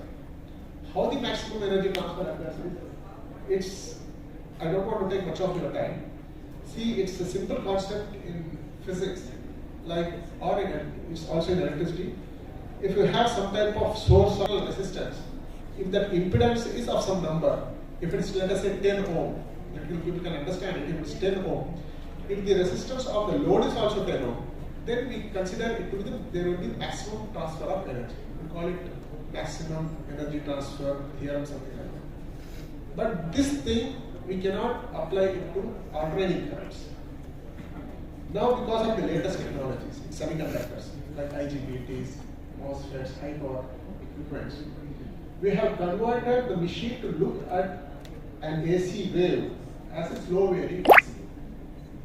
Because of this, the same technique of maximum energy transfer, which you can use in batteries, in solar systems and all, even in solar systems, we install something called MPPT, so that we can match the solar panel with the inverter. We have developed this technology, which is something like distortion. Like this technology provides you clean energy. Even if the waveform of current or voltage is distorted, because it is going to recreate it, it will give you true sinusoidal wave, which is the requirement of any electricity board. The machine something looks like this. It's a combination of power electronic equipments, and once this machine is installed, you don't require the conventional power factor correction system, you don't require harmonic suppression machine, you don't require EMI, RFA filters at all. Because this machine itself is a source of energy. It will take electricity from the electricity board and it will act as its own virtual power station. Internal electronics, electrical, everything put together. the technology is more complex. It may take hours to explain here. So with whatever concise time is there, that's what I told you we have to do. We don't know what name we have to provide. So okay, intelligent, energy, the harmonics and all. Anything which deviates from the 50 cycles, we consider it not harmonics. If you could see, in our country, we have kilowatt consumption billing, and the electricity board will ask you for PO parameter if you have lower power. In the United States, companies like Enron, Southern Power, which delivers energy to so many industries, they deliver you 277 volt for industry, phase to neutral voltage, and they will charge you for kVA, not for kW. We will provide you standard voltage, 277 volt face to face or 480 face to face. You consume 100 amp or you consume 10 amp. Product of voltage into current you pay. We will not charge you for power factor or anything. Similar billing is also there in some of the parts of Andhra Pradesh and all, where power factor is not considered, harmonics is not considered. Whatever you deviate from the main incoming voltage income waveforms, drive vector meter will calculate everything and it will take you into billing. I think thank you because the time is. Anyway, if you one thing is, if you want to know about the machine's complete technology, because whatever I explain it, proof of pudding is creating, you can visit our office, and the machine is installed in 2 of the places. One machine is installed in Ranipet, one of the recycling factory, another is installed in Chittoor district. You people can visit. We have just started installing it in our country. You can visit and see how much is the return on investment and how much energy saving does it really provides. Because saving energy is not an easy thing. You can visit there. Once the machine is off, the electricity bill is 1 lakh rupees. It's practical, what I have seen. If the machine is on, the electricity bill is 70,000 rupees. Now you can see the difference. Okay. Anything more to ask? One question. Yeah. You told about this harmonic distortion. Yeah. Okay. Even there is a panel, multiple cables are. Can you just come in real for a company and ask? Only one question you want to ask. Okay. Go ahead.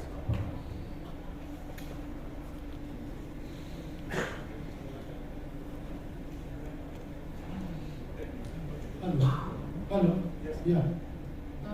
You said the harmonic distortions can be predicted or controlled by your machine. Suppose to say I have a multiple, more than 20 or 30, okay, the input, okay. There is a multiple panels are there. You mean to say your equipment through the power has to be distributed to the individual ACBs or the multiple, how it is? That's what it will do. It will act as a virtual power station. You don't have to install individual machines for individual your machines. Wherever the incoming line is there, that line will directly go to the electricity board meter. After the electricity board meter, you have to install this machine. So whatever distribution is there will occur from this machine. And whatever all the harmonics getting generated from your factory, this machine will kill it at its own electronics, and the electricity board will see a pure AC. The electricity board. It is working for HT or LT? LT. LT side. After okay. That is secondary side of the transformer.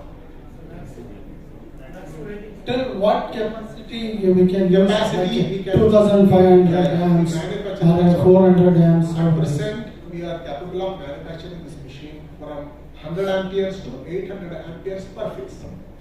Because the most of the industry, like a big, corporate and all, they used to go for the 2,000, 4,000 amps. Yes. Okay. In that case, how it is? Because most of the harmonic distortion will happen after the 800 amps, which I have seen. Yeah. Because the multiple cables, create the multiple frequencies. Yes. Yes. Then multiple frequency happens. Then how your machines is working? First, coming to answer your first question, the capacity of 2,500 ampere or 3,000 ampere, whatever it may be, this machine, at present, we have the capability to manufacture 800 amperes per phase. But this 2000 amps of current which comes as an incoming is not directly utilized by any industry. They will distribute it. They will distribute it as 100 amps, 400 amps, 800 amps like that. So in wherever we have the deliveries through the breakers, LT breakers, we can install this machine at that point. This machine will act as a virtual power station from that junction to the distribution junction.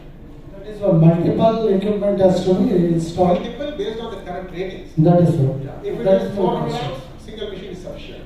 And coming to your second question, harmonics getting generated from different sources, like variable frequency drives or Whenever you are using a UPS or any harmonics is basically step down or step up, then only we have a harmonics any discharge. variation from the 50 cycles, any variation from the y equals to a sin omega t equation is considered to be a harmonic. This machine will not allow this to happen. Anything, sir?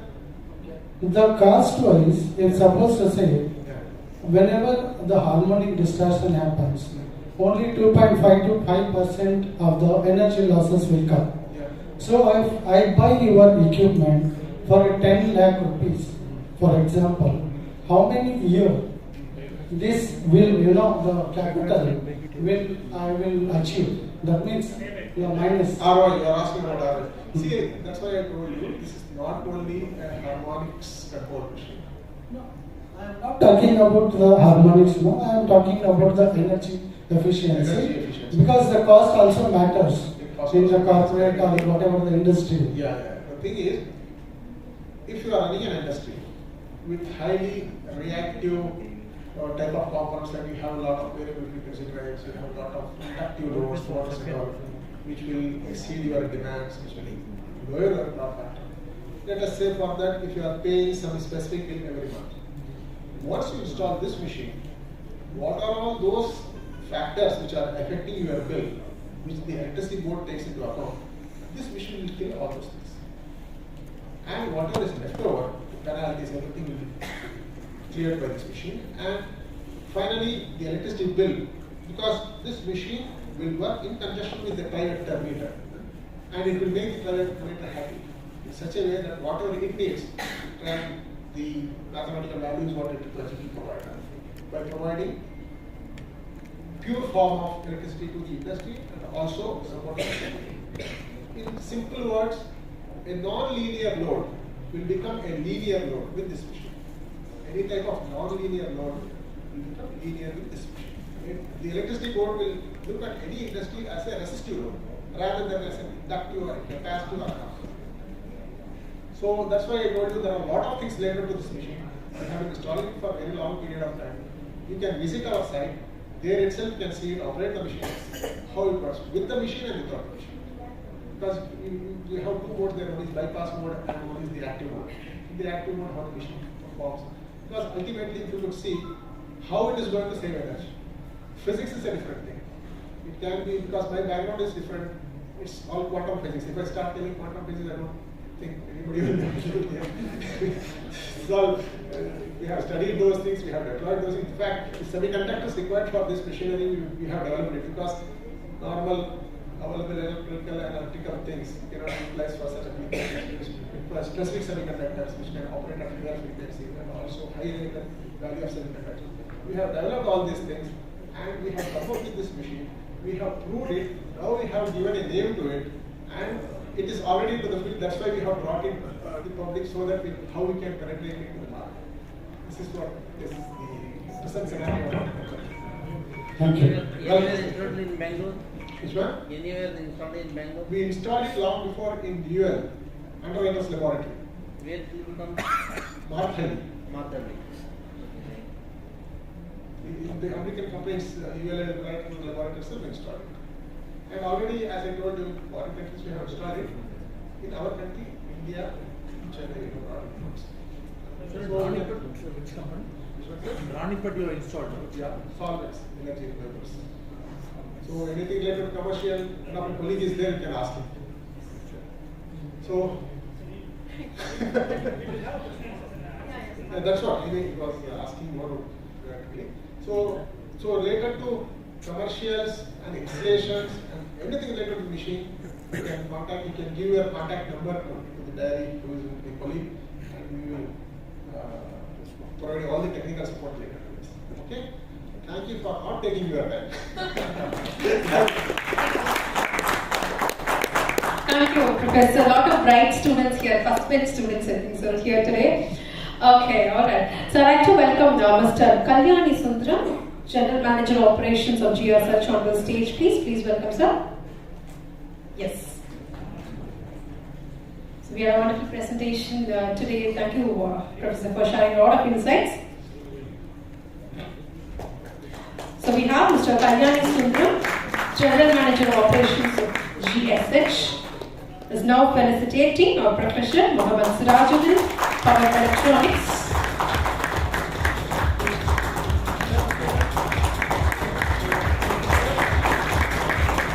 Thank you so for raising the dish. Okay, here we move to the next speaker of the day. So introducing Mr. L.R. Venkateshan, a pioneering figure in the realm of renewable energy and solar power solutions. From humble beginning as a first-generation entrepreneur, Mr. Venkateshan has learned a remarkable journey marked by innovation and impact. His missionary work began with the development of revolutionary solar water heating systems in 1991. Earning his accolades from Tamil Nadu Energy Development Agency, his contributions were further recognized with the prestigious Kamal Patra Award from the Junior Chamber International India. Over a span of 32 years, Mr. Venkatesh company, Western Renewable Private Limited, have installed and maintained over 30 megawatts of solar farms. So here we have, thank you, sir. So I'm happy, thank you so much. So please put your hands together and welcome Mr. L.R. Venkateshan for 75 also.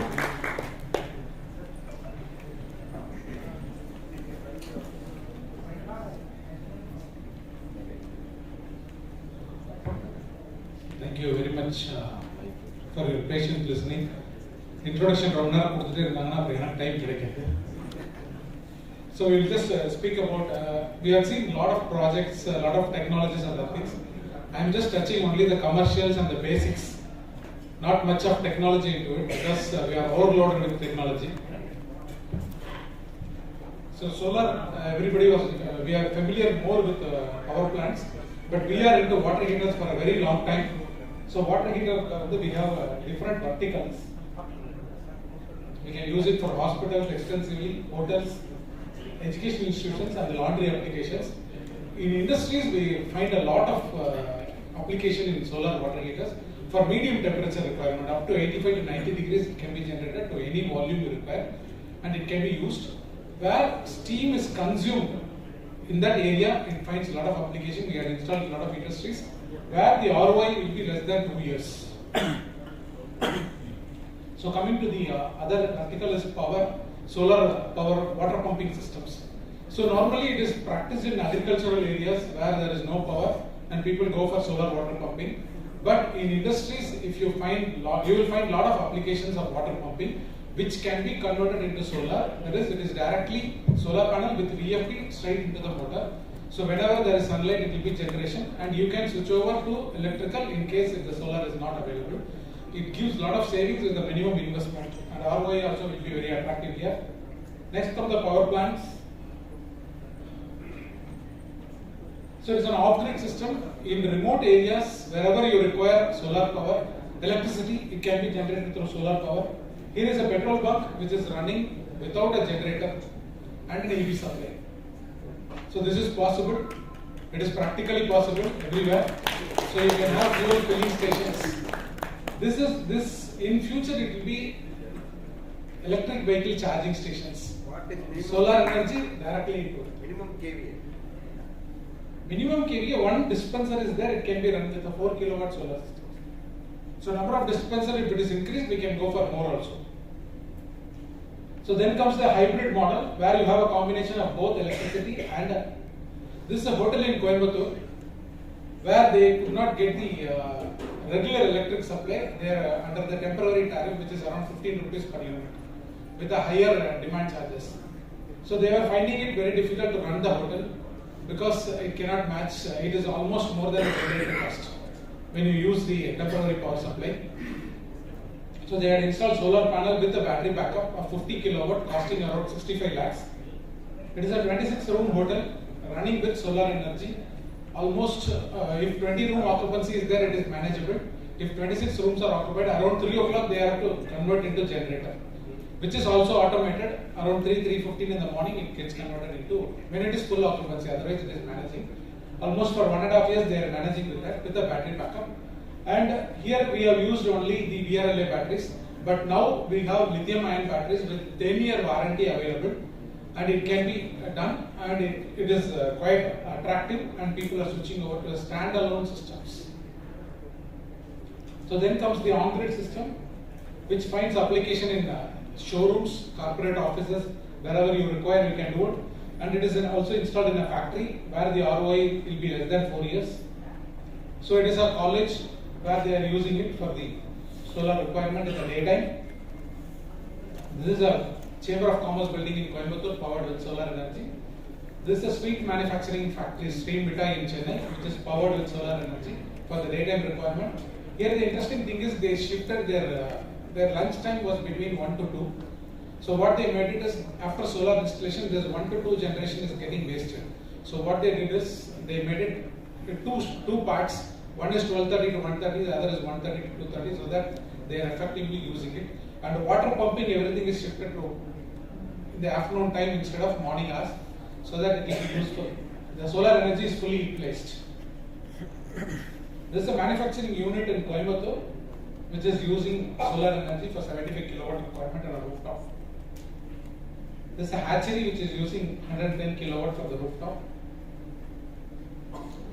So you could find a lot of people, experts from the morning. They are being expert lecture from Sedu Madan sir, Velraj sir, and Alauddin sir.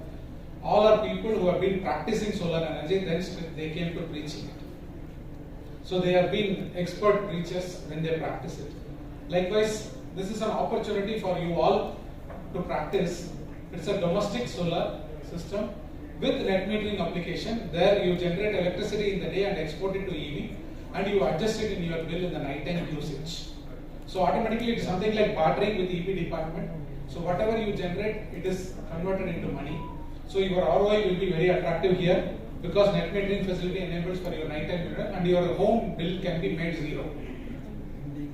Subsidy is available from the government at the rate of 40% for 2 to 3 kilowatt, and above that it is 20%. And soft loan is available from the banks, which is much less than your EMI. And any type of roof can accommodate to it. Even a structural elevation can be done, or a sheet roof in any direction can be adjusted to the structures.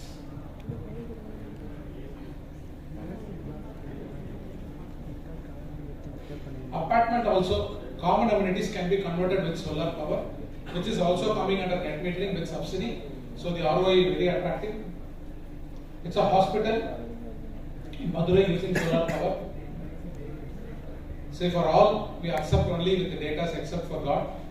So we have the data for the installation which is done, and what is the units generated. And here is the ROI calculation. 3.5 years they get back the money invested. We have given it 4.5 years, but thanks to EP department, they have raised the EV charges, so it is paying you back in 1 year before.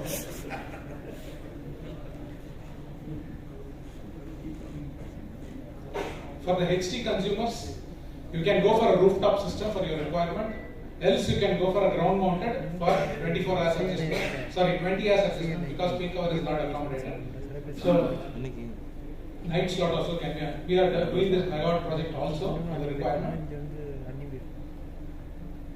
Here also you can see the payback.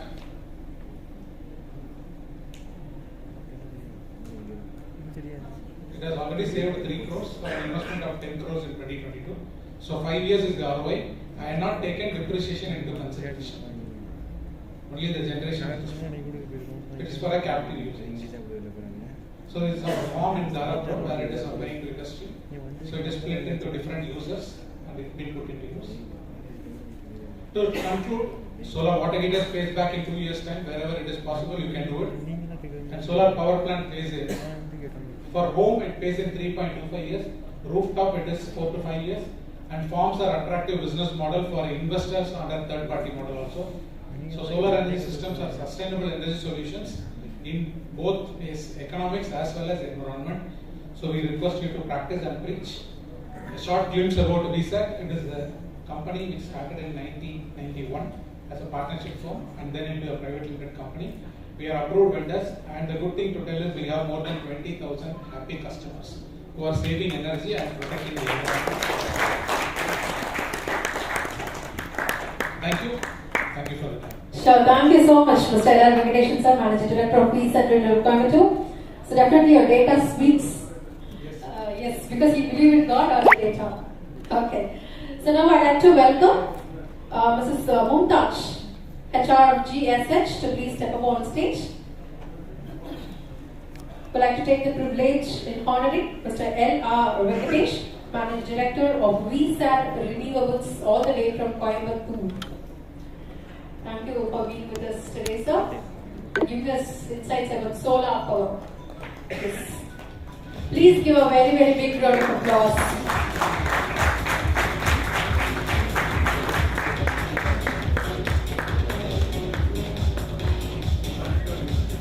Presented with the dignified show, along with the memento for GSH. Thank you, sir. So, now we are going to welcome our last speaker for today. Is none other than Mr. S.P. Thiruvenkatam, Compressed Air Energy Solutions, expertise in the compressed air systems with 12 years of exposure, work with LG and Atlas Copco. His passion and energy drive him to the start the Compressed Air Energy Solutions, currently partnered with Asian Paints, Britannia, Pedlac, Sun Pharma, etc. to enhance their compressed air systems and energy efficient. Please welcome onto the stage, sir. Yes, here goes his presentation. Thanks for GSH team. We are proud to be part in this forum. And I know you are all in edge of the seat. I won't take more than 10 to 15 minutes. Glad you have a very great evening. So let us start. So CAS, Compressed Air Energy Solution, we team of technocrats from compressor background. We started this one by 2020. So it's all about, once again, compressed air, it's a port utility. So if a plant has more than 5 years or 10 years old, we have typical losses. When come to compressed air system, the losses is minimum 20% to maximum 50%. Yes, once again, all the end users know there has been tremendous potential, but it is practically difficult for them to convert those potential into savings because of lot of factors like lacking of specified instruments, focus at a team, or accountability. So we are supporting a lot of clients to enhance their system and energy efficient. So CA is coming to deliver sustainable solution which enhance your system and energy efficient.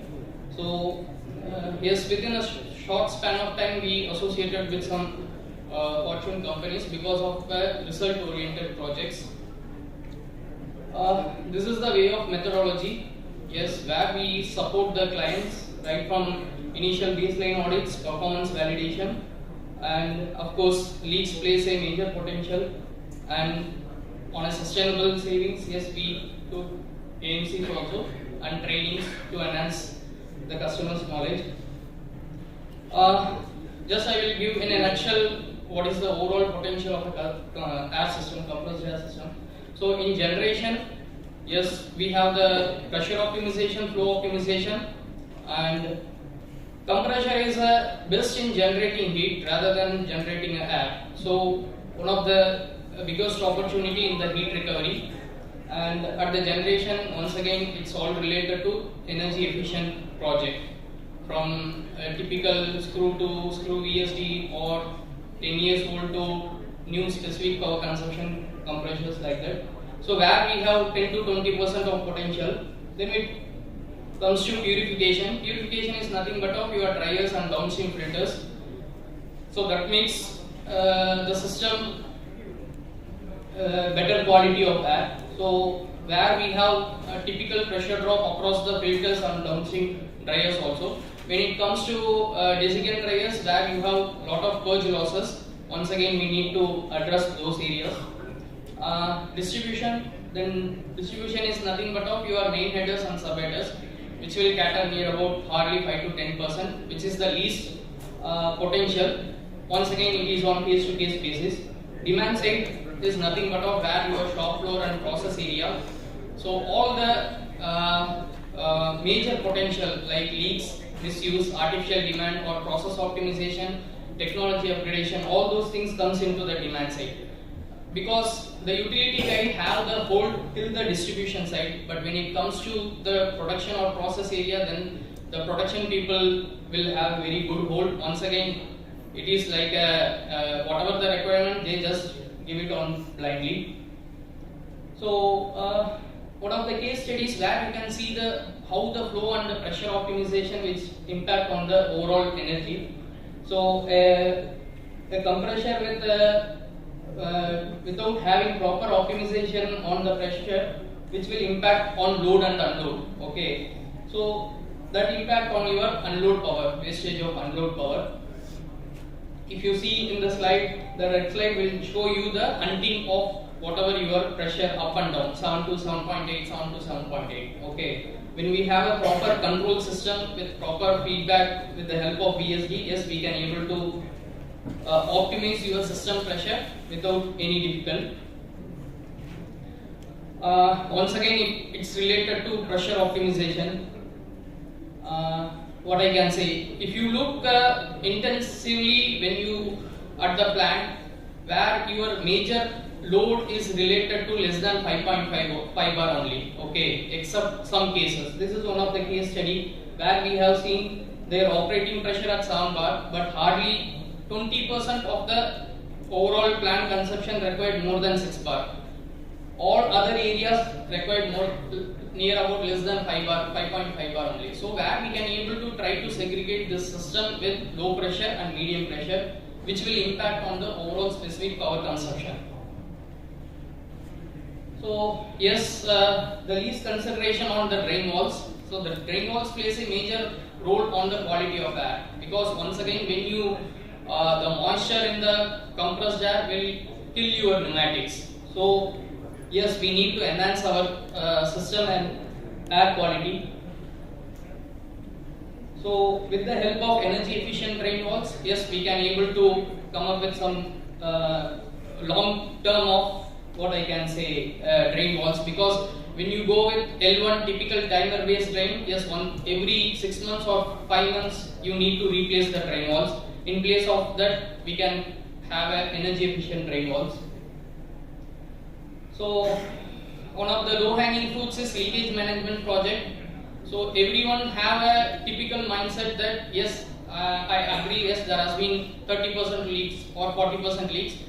That is habitual for the existing system, but it is the time where we need to come out of that and we need to ensure that leaks should be within 10 to 15% so that we can convert the system and energy efficient. So CAS will support you right from identification, rectification and sustainability of leakage management project. Yes, it requires some in-depth analysis also where leaks have two categories. One is internal losses and external losses also. So external losses, whatever the leaks which we can able to sense or through the detector we can able to target. Some leaks, yes, with the help of wall passing or dust collector leaks, that will impact on the indirect losses. So this is a graph which will show where we have typically find a leak with the leak detector, hardly 4 CFM we have find. When we put the flow meter, then we understand there has been near about 14 CFM of leaks.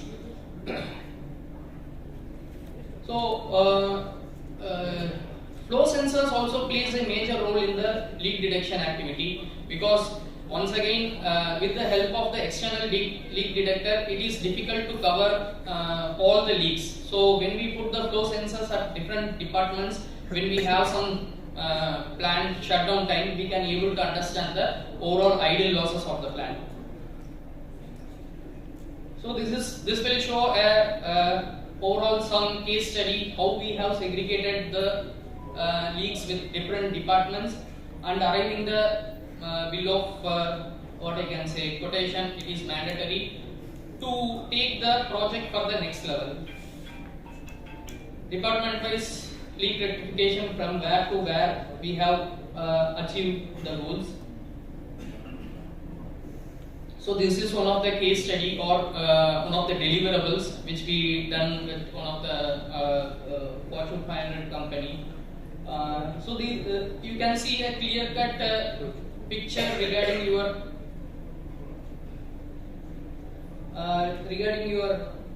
what I can say deliverables. Achieved figures. So through the leakage management project, elimination of unwanted usage, then implementation of shut-off valves and system pressure, all those things.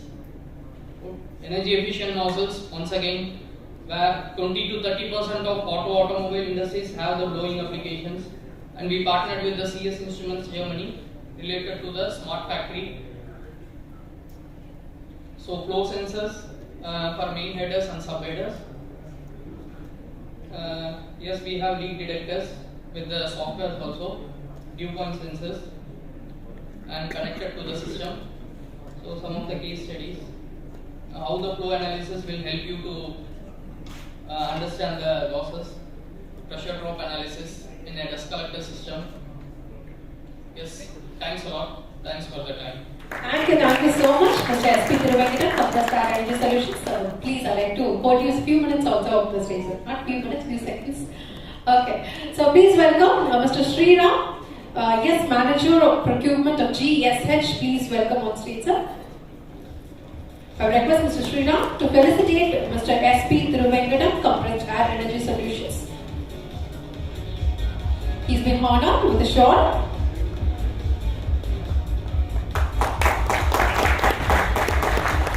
With a memento on behalf of GSH. So here we are. The last speaker of the day has been done. Yes. I think we can definitely appreciate and clap for all the speakers throughout the day. They have spent their time today. Okay. So now the speakers are going to be you. So today it's going to be a question and answer session. So I know there are a lot of bright students here. So any other bright students here who want to ask questions? We have professors, we have managing directors of the companies. Any questions? Oh my God. Really? No? You want to go to the food? Yes? What are the questions? No questions. Shifted last bench students, correct? From first bench you shifted directly to the last bench, not even minute. Okay, I think you will ask questions personally, I believe, right? So we can move to the next session. Okay, you can even ask your questions through email too. So now we are going to call a person who is definitely a leader for today, who's been a driving force of GSH. I would like to welcome Mr. Mark Thomas, our Group CEO of GSH Group, to present the vote of thanks. Please welcome on stage, sir. Can we have a very big round of applause? Let's be patiently waiting from morning to evening, listening to all the speeches. Over to you, sir. Thank you very much, everybody. I'm going to be keeping it brief, obviously, and just a few thanks to our dignitaries that we had earlier today, some of which are not here, but thank you very much. So the chief guest was Professor R. Baladraj, and I'll apologise now for my pronunciation of the names because I'm not going to get it right. Mr. K. Aludin, Mr. P. Ponaya, Mr. A. M. Dinesh Kumar, Dr. B. S. Anand, Dr. Seth Harvin, right? And our technology partners, of course, Presspoint Media and social media. But from that, there's other people I want to thank. All our speakers in the second part of the meeting, fantastic demonstrations of your businesses and how you can improve energy and sustainability within our industry. So thank you very much for that. All of the guests, thank you all for attending. I know a lot of you have travelled far and wide, and it is really appreciated to be able to stand here and see so many people in the room. Very much appreciated. I suppose lastly, our GSH organisers. I know how much work they put into all of this, and it really is appreciated that it's been such a spectacular event, and I really look forward to the next one. So thank you all, and I'll see you in 2025, I think. Thank you very much. That's from me. Thank you so much, so we'd like to hold you on stage, sir. Please. Yes, of course, definitely. Yes, because we are going to have a photo session. We want this memory till you come in 2025. Till then, we want to cherish these memories. So I request all the guests to please step up on stage for photograph. Yes, please welcome. Yes, sir. Yes, all the speakers of today, please step up on stage. I request all the speakers from the morning session and the afternoon session, please step up. So along with, I'd like to welcome all the GSH employees. So please welcome all the GSH employees also. So I've been working for this event from a very long time, I think so. In detail, everybody has put their hard work on making this event a grand success. So please welcome.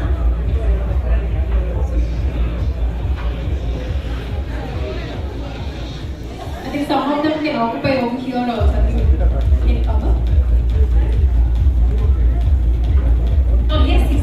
Super sir, you are an initiator. Yes, please.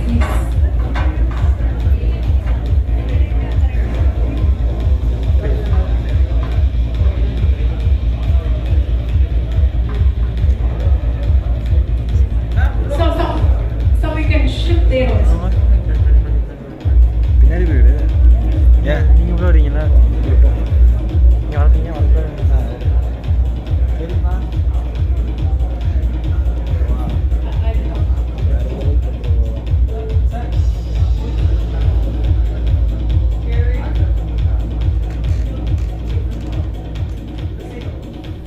You want your ladies to balance? Okay, good, great. Say cheese. Oh, Italy or no? I'm sorry, I'm not in the trend. So you can say Italy also.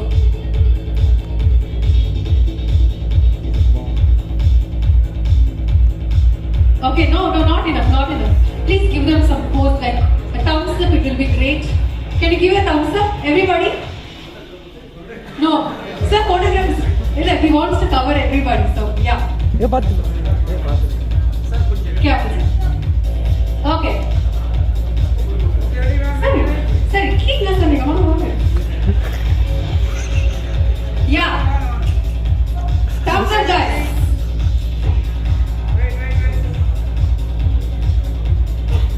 Okay. Thank you so much. Thank you, everybody. So yes, you have your cocktail open and your dinner party is also open. Please go and enjoy yourself. And yes, food for thought of that. Yes, I do definitely mention.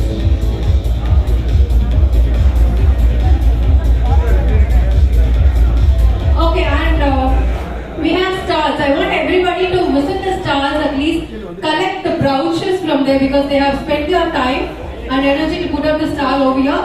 Please go over there and collect the brochure and listen what information they want to share with you. So please to visit the stall. We have stalls, 2 stalls inside and even outside of this corridor also we have stalls. So I want everybody to visit the stalls and get the information, at least a brochure. So thank you guys. This is Sendamal Krishnan signing off. GSH 4th edition Sustainable Energy Forum 2023. Thank you. So thank you all for the YouTube also. I hope you love people are watching and enjoying. Thank you. Wow.